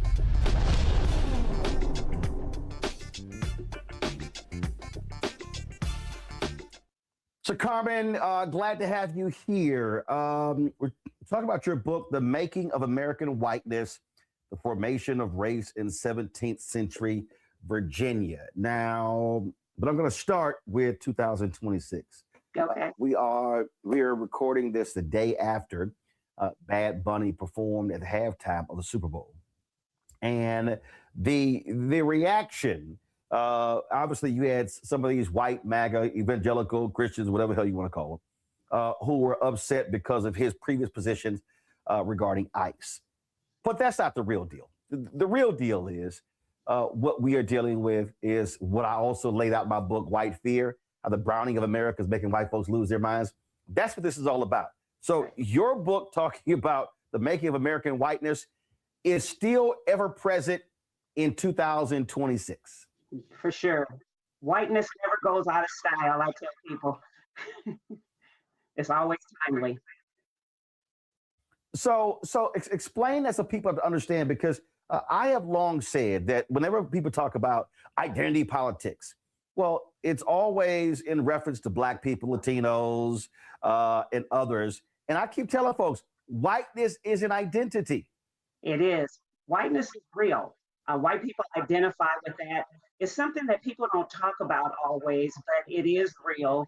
It has its origins from the founding of the United States and even before. So it is a real identity that white people embrace. They expect to have privileges and advantages.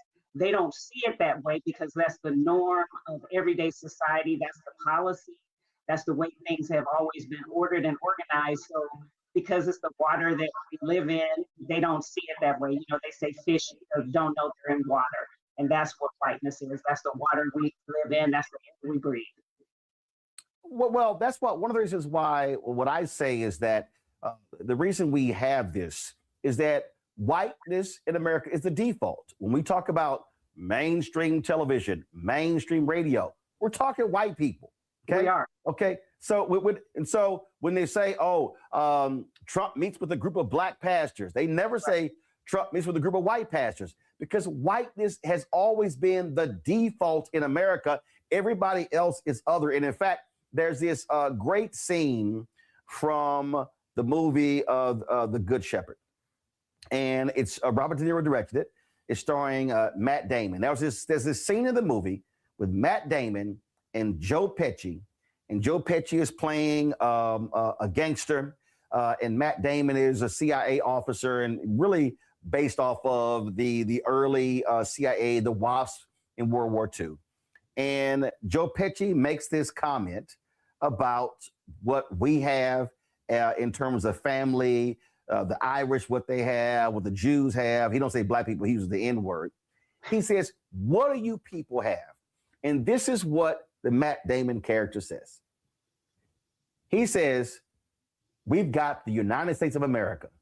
The rest of you are just visiting. Yeah. That's part of their identity. That's what they think.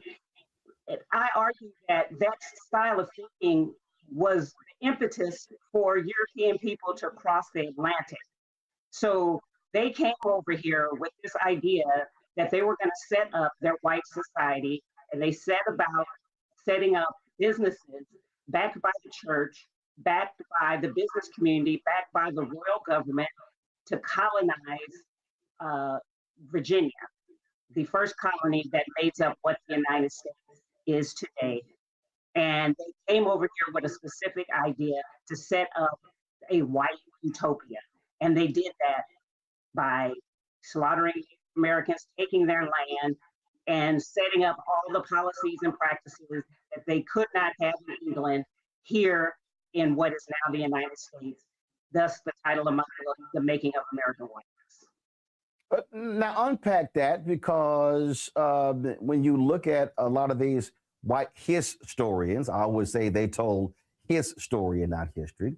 It's, oh no, that if you were a black landowner prior to the laws being passed in Virginia, that you were equal. This wasn't set up for white folks. Is that if you were black and you own land, you were one of us. That's literally what they portrayed as saying that America, even though the first people of African descent came here as slaves in 1619, but that's how they positioned this, that no, America before, Virginia passed this critical law was really a utopia for everyone.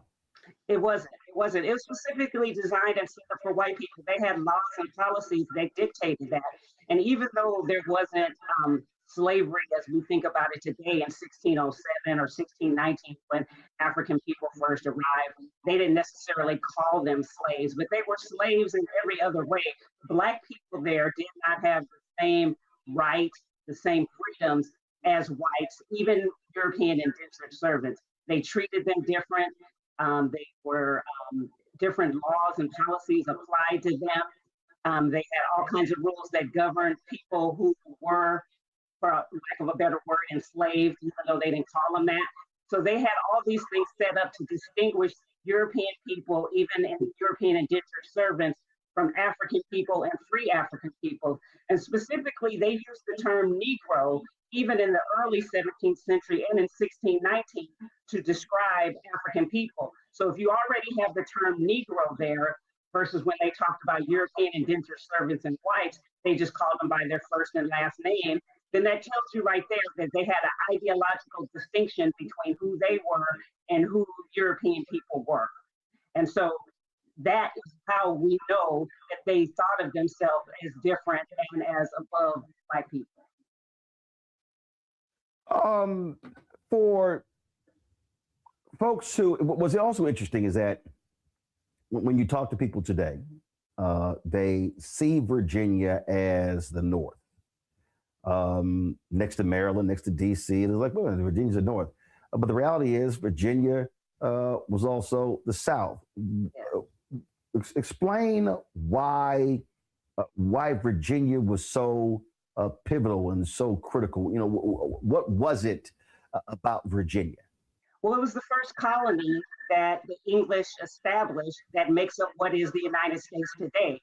And they established that in 1607. They also had a second colony of Bermuda that they established in 1613. But nonetheless, Virginia was the first colony that made up the United States.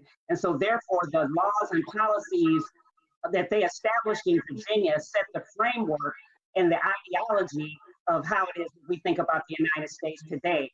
And they set up that society, set up the social structure, the racial distinctions and paradigms. They set that up in Virginia, and it was that framework that ordered their society, that structured their society, that got us to where we are today. That is the framework as we think about coming into the 250th anniversary of the United States. It came out of that early settlement in Virginia in 1607 and the ideological framework of whiteness that they used. You've had this, so much of this has been determined by this country, and the Pilgrims came here and they were seeking a new land and new opportunity.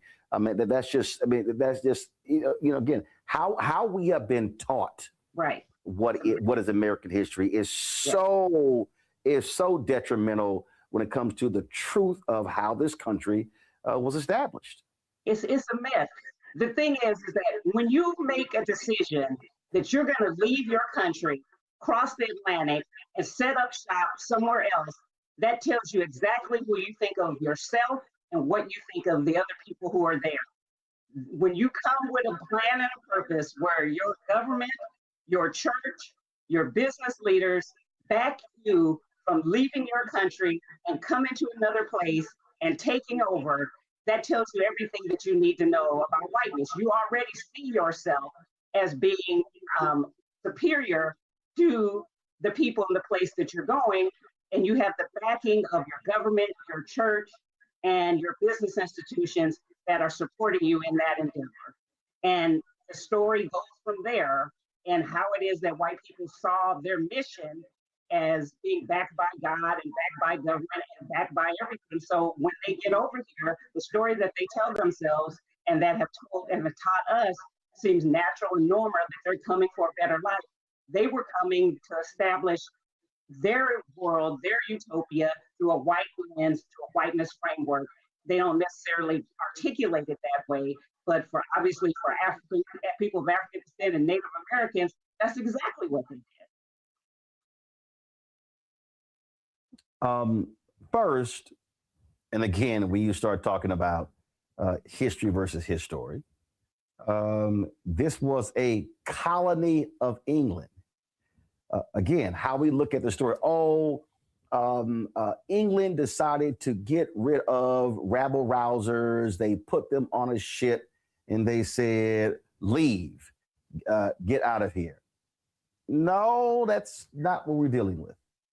They established the Virginia Company of London in 1606 with the express purpose of traveling across the Atlantic to investigate colonization possibilities in the New World, what they call the New World, and ultimately Virginia. So the Virginia Company of London was a stock trading company that they set up for the express purposes of figuring out how it was that they would colonize Virginia and then what would come to be the United States. So it was very intentional. They were determined to do that, and they set up a business enterprise to do that, backed by investors who put in their money to fund the venture, and for their money, they were then given Native American land for their investment. And then they brought over poor European people to do the work of colonization until African people arrived in 1619. Before we continue, first of all, what was it that led you to say to really hone in on this and focus on this? I've always just kind of wanted to understand why it was that white people just had this thing with black people, the hate, the animus, wanting to enslave black people. And as I began to research that, it led me to really think about, we don't really understand whiteness and what it is. We don't talk about it. Anytime you say it, people get all upset and they don't know how to articulate it. Scholars and people who deal with race, they are loath to name it. And it's like the problem in American society and in history is white supremacy. And we have to name it, frame it, and that's what I do in my book, because it has not been talked about. And the problems that we have in our society, I say, is all a result of white supremacy in the United States. And I want to document that history and where that came from and how it emerged.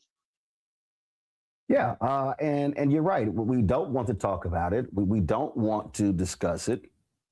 White folks act like it doesn't exist. And I think you said something earlier, and I've always said part of the issue with the phrase is how when you hear the phrase white privilege, the problem is that when many people hear the word privilege, they automatically think economics. And so they go, wait a minute, I'm broke.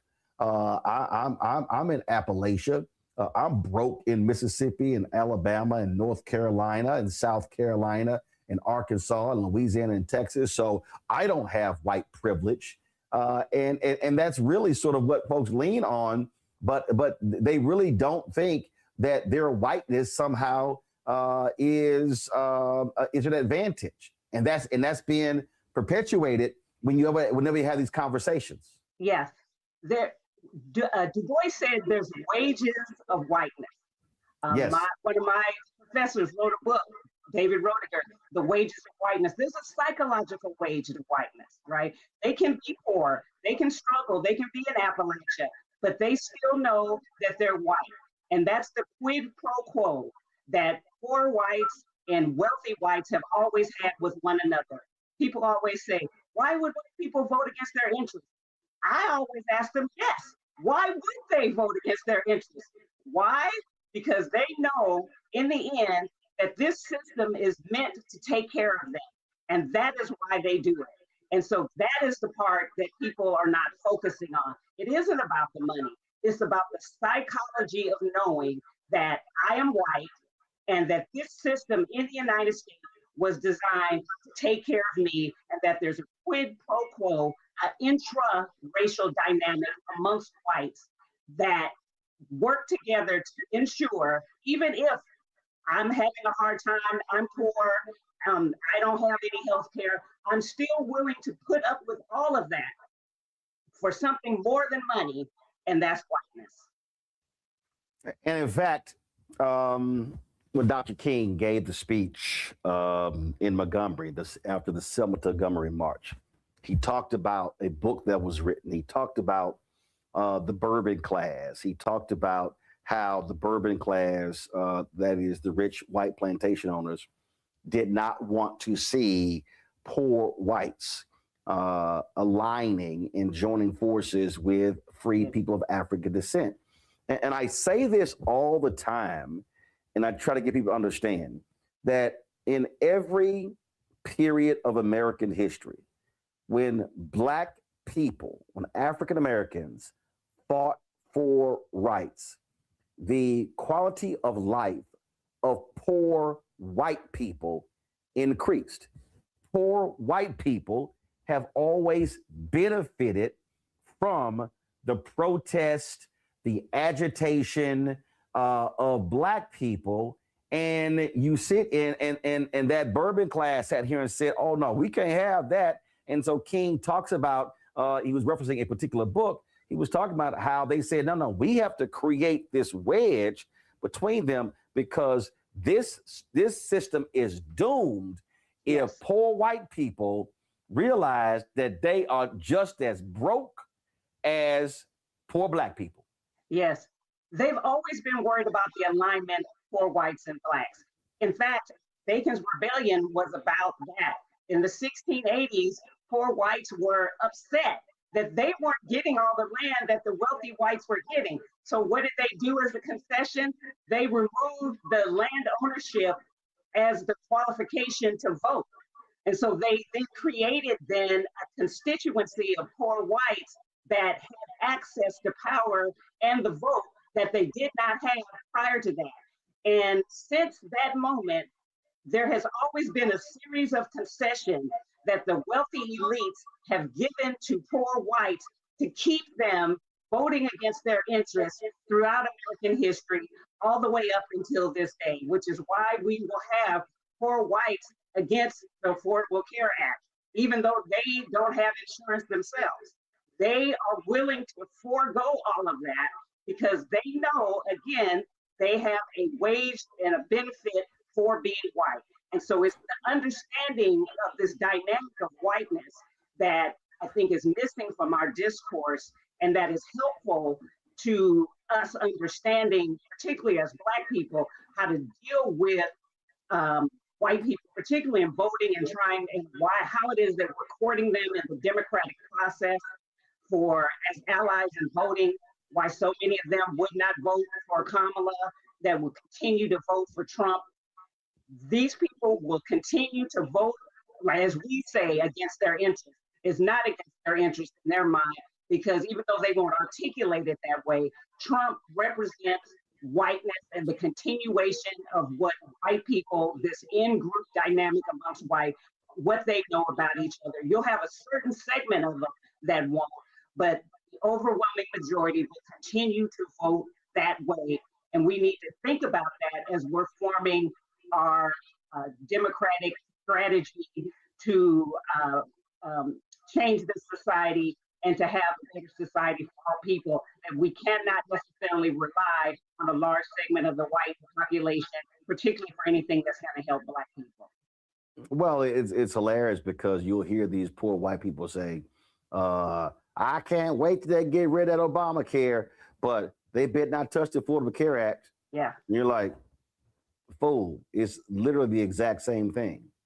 They don't care. But again, they don't care. Yeah. They will hurt themselves in order to have a system that will not help somebody Black, because they know the system is there to take care of them. Well, the point that you made about the landowner issue, it's also many of them are voting. It is unbelievable to watch white people, white conservatives, white Democrats vote and align themselves with big corporations who don't want to pay a living wage, who are all about tax breaks, and they'll sit here and like they actually believe. I said this the other day, that many of them believe that the white women believe that their husbands could one day be as rich like Trump, and the white men think that one day they could get a wife like Melania.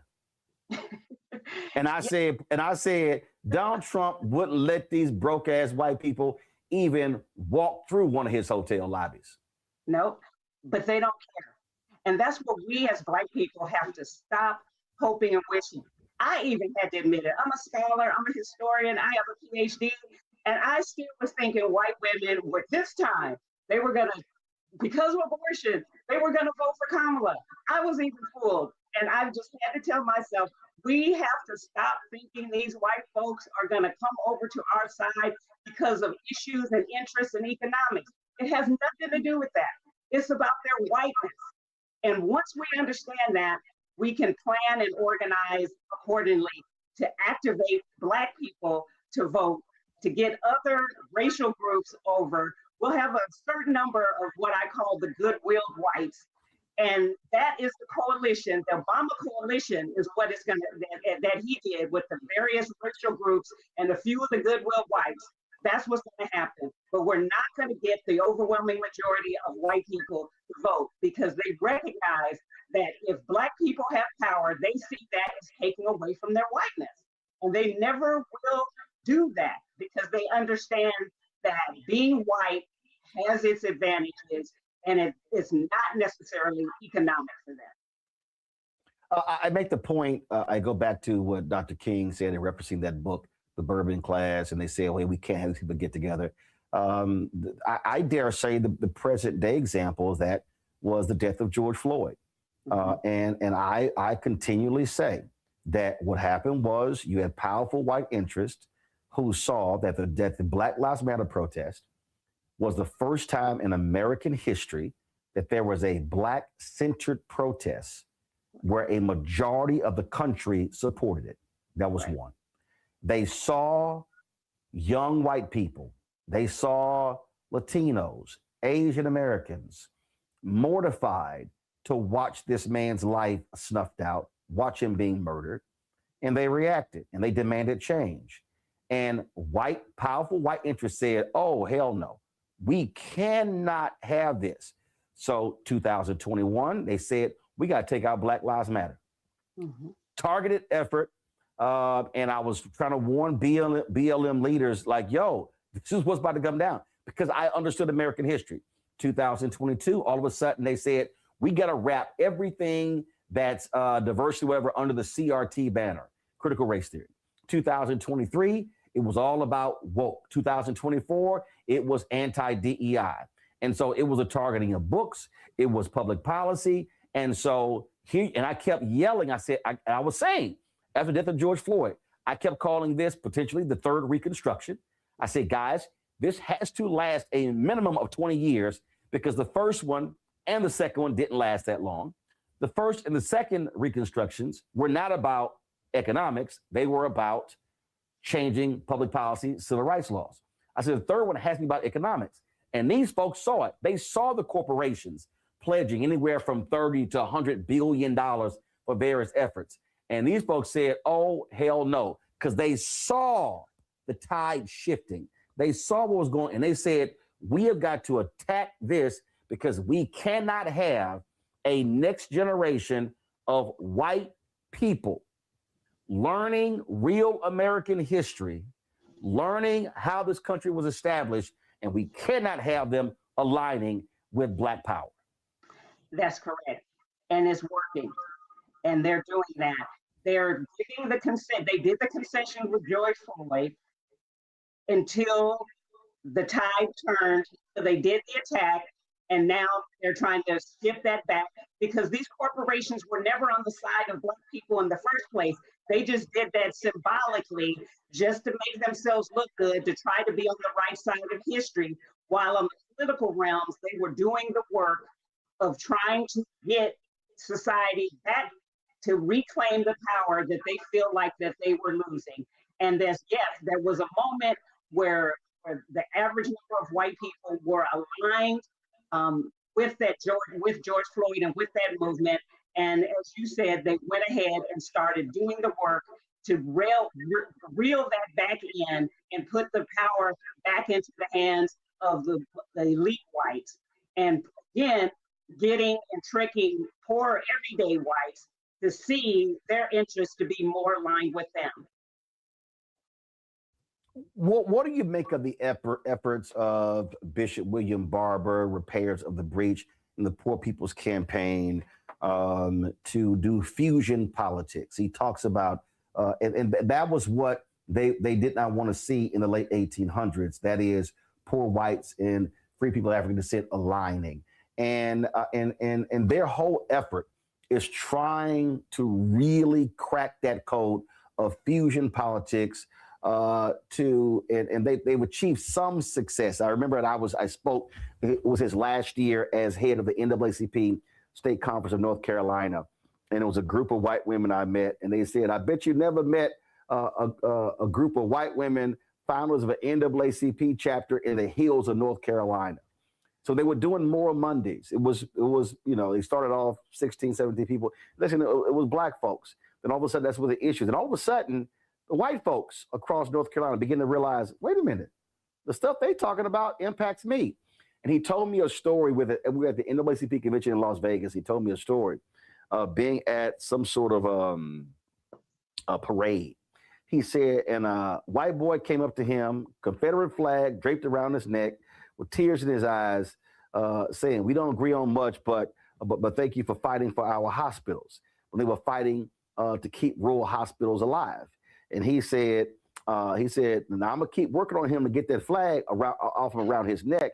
He said, but for him to acknowledge that the work we're doing is critically important. So what do you make of that effort? Because that's really what the repairs of the breach is about, really trying to get people to understand fusion politics. How do you get Blacks, whites, Latinos to understand if you're voting for a poor people's agenda, then you can tap into the 90 million people who don't vote?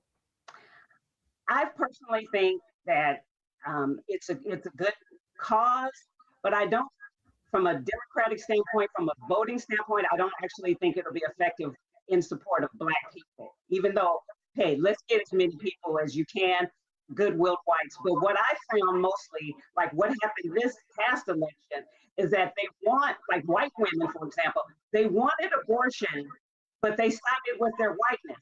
That man that you were talking about with the flag, he wants his hospital, but he's going to still side with his whiteness. So they're going to take the result.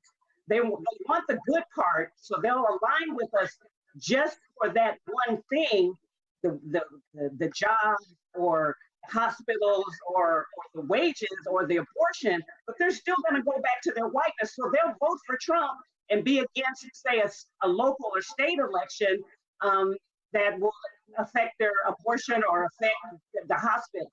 So I find that a better strategy is to focus on getting the base of Black people voting, the non-Black voters, the other racialized groups, Hispanics, Asian Americans, and Native Americans, focus on that group and the group of Blacks who don't vote, and you have the goodwill whites that you'll have, and I think that's a better strategy.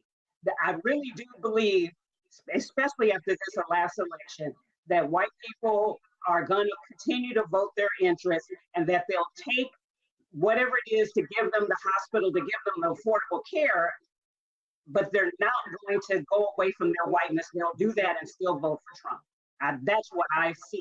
Even though I think morally it's a good effort, but to expect those people to turn away from their whiteness, I think is too much and not realistic. They'll vote to say, yes, I want the Affordable Care Act, but I'm going to still vote for Trump, or I'm still going to vote for these Republicans. I don't think they'll move away from the Republican and the MAGA party towards Democrats or something other than Democrats. I don't think that's realistic, even though it's a good moral objective to do. And that's one of the reasons why I keep saying to Bernie Sanders and others, when Bernie Sanders and other Democrats decry identity politics, and they keep talking about the working class, stuff along those lines, I keep saying, y'all are ignoring the white part of all of this. Yeah. When they're saying working class, they're saying the white working class. When they say women, they're talking about white women. And so as Black people, we have to realize that white women are going to continue to vote for their whiteness, that the working class union workers, they want the better wages, they want the benefits, they're still going to vote for their whiteness. So just like we've only had, I think we've never had, maybe since the 60s, white people vote in mass more than 50% for the Democratic Party. With all the work that we're doing, with all the things that are happening, they still won't do it. And so I think we're just, hitting our head against the wall, expecting white people to turn away from that. I think we should spend more time focusing on the people who did not vote, the Black people who did not vote, speaking directly to the base of the Black voters and what they're concerned about, and then working on the other racial groups and the goodwill whites who are out there. They'll come along anyway, and quit focusing our energies on trying to win over these voters, because for the presidential election, they're definitely not going to move away. They're going to take that one little issue, they're going to make sure they get that, and then they're going to take that and go back to their whiteness. One of the things that I think it's difficult for a lot of people in this country to understand is how, as you laid out the making of American whiteness, how this whiteness was exported. Yes. It wasn't just about Jim Crow in the United States. It was how I was reading the book on Robert Abbott, the founder of the Chicago Defender. He often took an annual sort of world tour, and how he traveled to certain places and went to hotels in other countries owned by Americans and was denied the ability to stay there. So here he was in other countries, in predominantly brown countries, and experiencing American Jim Crow racism. For folk who don't understand the depths of this, just explain this idea of American whiteness and how it literally went across Latin America, South America. It impacts the mind of African nations, and when you start talking about just this idea of, if you are light-skinned, dark-skinned, if you are light-skinned Japanese versus a dark-skinned Japanese, this notion of whiteness as being the key to future success. That is because the common denominator is European people. All the places that you're talking around the globe have had European colonization there. And that is why whiteness was exported. England learned it. They learned it from Portugal. They learned it from Spain. They learned it from France. They learned it from all these other European places that colonized Africa and that were colonizing the world. And then England peeped that and said, I see what they're doing. And that's why they set up the Virginia Company of London. That's why they set up in 1536 the English African Company to be able to explore slave trading in Africa, and then set up the Virginia Company of London in 1606 to colonize Virginia.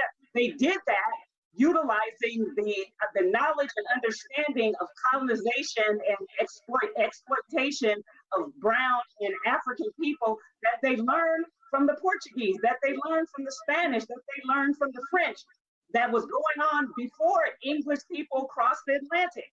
They learned it from them and they exported that to the United States. And then, of course, that then spread around the world as European people began colonizing the rest of the world. So the common denominator is anywhere that you see European people colonization, you're going to see that.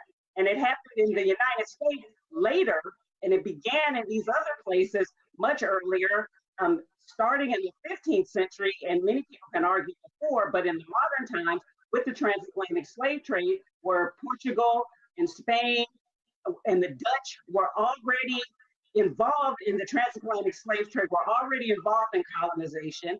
And you saw as they began to set up their colonies, the Portuguese in Brazil and the places around the world, they exported this idea of whiteness around the world. I call it American whiteness because when England set it up here in the United States, it took on an American version of it. And that's why I focus on the American whiteness.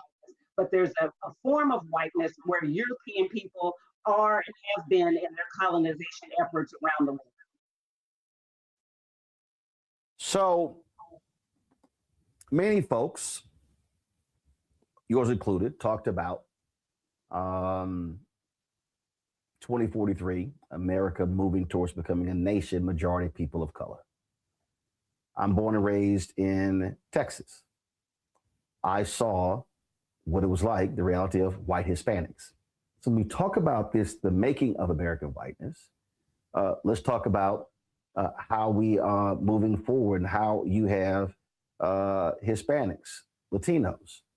First of all, not one group. When you talk about Cubans and Venezuelans and Colombians and Brazilians, and we can go on and on and on, how this notion of whiteness is going to impact our politics when we talk about Latinos being the second largest group in the United States, and this reality of white Hispanics. Yes. They're learning through ICE and deportation that whiteness doesn't always work for them.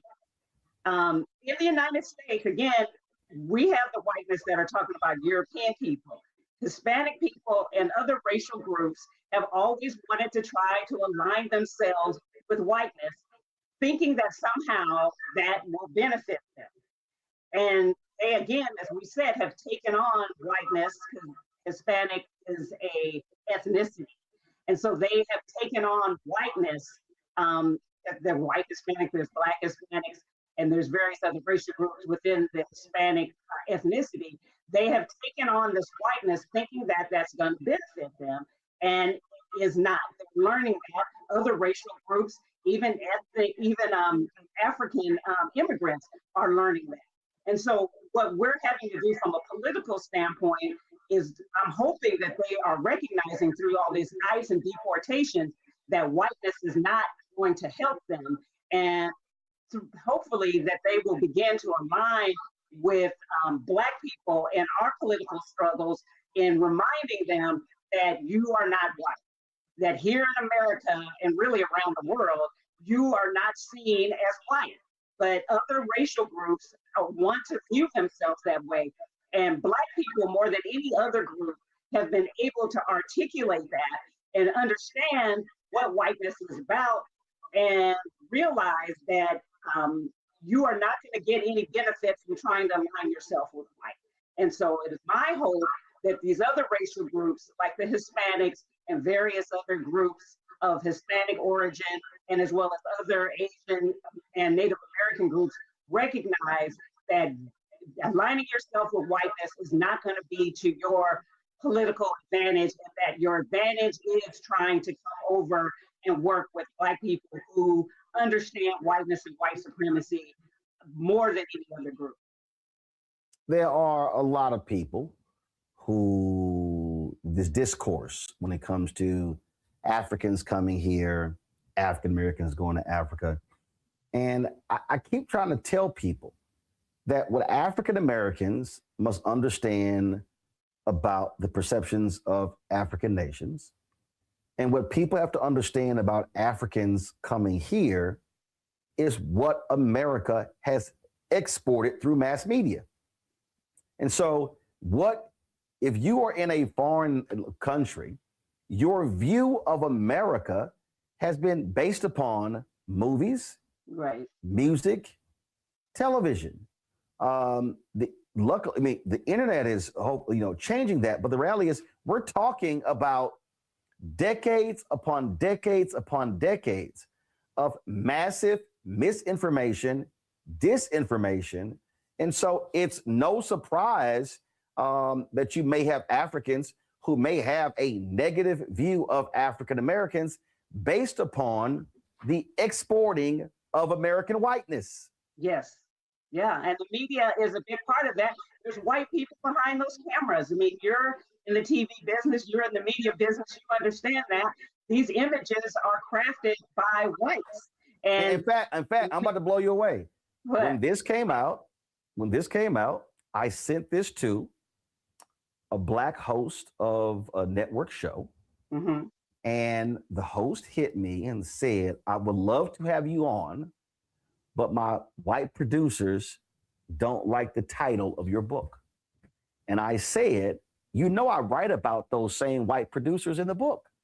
I said, one of the reasons that we do not talk about whiteness is because you have white executives and white producers who don't want to even acknowledge whiteness, exactly, who don't want to acknowledge the reality of the stories. I said, so it's no shock that they will sit here and not like my title, How the Browning of America is Making White Folks Lose Their Minds. And then I said, the person said, well, Roland, you're preaching to the choir. I said, no, I need you to be the pastor. And what that said right there is, you might be the Black face hosting the show, but you don't run the show. Exactly. Roland, I say the word white all the time in front of white people. We have to quit being so shy, quit using the word racism. I don't use the word racism anymore. It's white supremacy. And we have to say it all the time, wherever we are, screaming from the rooftop. White supremacy is the problem. It is not racism. I don't even know what that is. I don't even know what that means. It's white supremacy. Okay, I have you seen this? I have seen this so many times. I forgot. It may have been a comedian. It may have been a comedian probably it was several years ago, who said that when we talk about white people, all of a sudden we'll whisper. Exactly. And ever since then, because I was cognizant of that, I started saying it. We talking, they'd be like, white people. And I would go, why are you looking around? Yeah. Then I would go, it's just me and you here. Why are you whispering? It is, Carmen, it is stunning. I mean, I'm talking about, I have been in numerous conversations and it's hushed tones, looking around. And I'm sitting there going, it's just me and you here. Yep. Even in private, we are afraid to say white people. And say it with your chest out. And that's what I say. And yes, it isn't good for business, right? My book, I'm trying to get it out there and get it published. You have your struggles. When you are naming and claiming whiteness, it is hard on the pocketbook, but I refuse to not call it what it is, because I really think that it's needed. You have to say what it is and you have to say it with your full chest. And people, scholars that I respect in the field, they have all these prominent books, and I talk about it in my book, and they just say the word racism when they're really talking about white supremacy. They're talking about all the bad things that are happening to Black people and why it's happened, and they never say the word white supremacy. And these are some of the leading Black scholars in history and in America, academia. And I say, that's great. Everything you said is great. You left out one word, white supremacy. Why don't you say it? Why are we so afraid to say it? My book says it from the rooftop, and everywhere I go, in every meeting I'm in, I say it, and I say it with full chest. I do not mince any words. I do not use the word racism. I use the word white supremacy every chance I get. And I'm encouraging all reviewers to use that word and do not use the word racism anymore, because that is not what we're talking about. We're talking about white supremacy, period. Last question for you, and I ask all authors this, and that is, when you were doing your research, when you were writing, what was your wow moment? What was something that you came across that made you go, wow, that is unbelievable. That is stunning. I would say that whiteness and white supremacy is really more about the conflicts between white people. That is really the problem.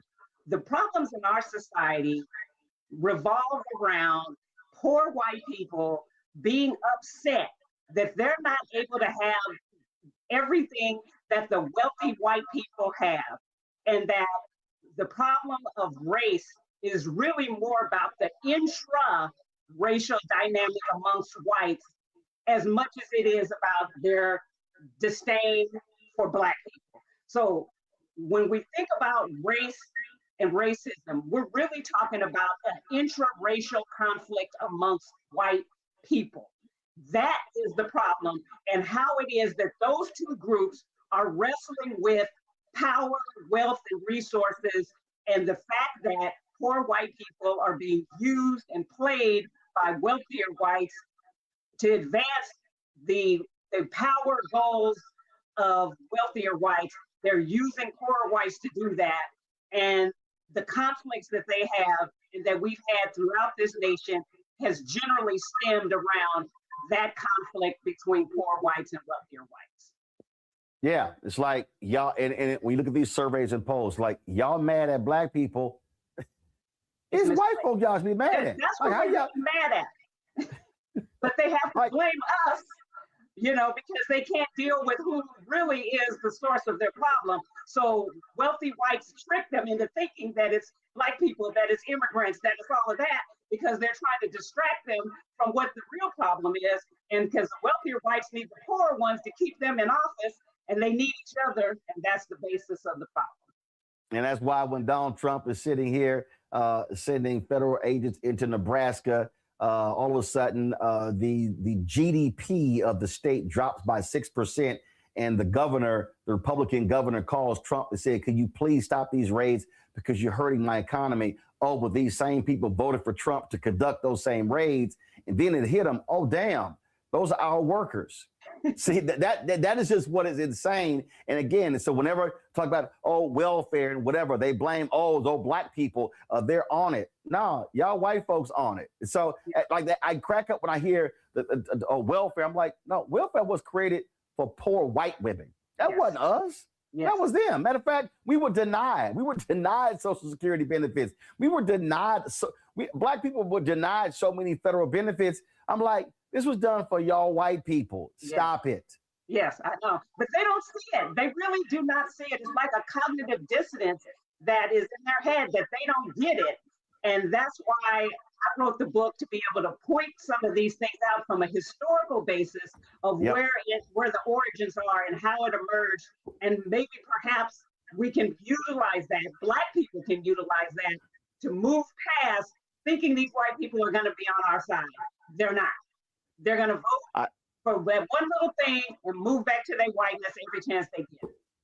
I say it all the time, folks, that if you want to understand something, you need to go to the root and then move forward to realize this.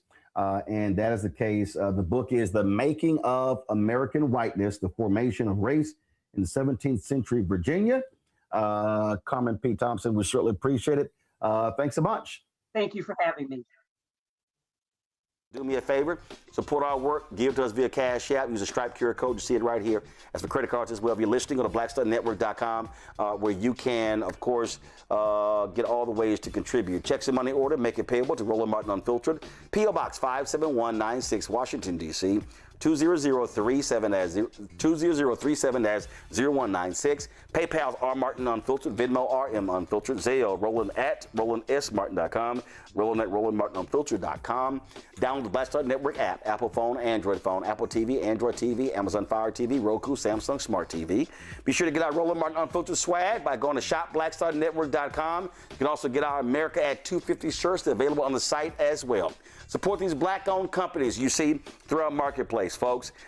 They, of course, more than 50 black-owned companies. Every product you see here is on that website. When you buy from those companies, you're also supporting this show as well. And so we had them on the show the other day. Of course, Tribe and Oak Candles. I got it sitting right here. We got cake mix. We got all kind of stuff on there, so y'all check it out. Download the app, Fan Base, black-owned app.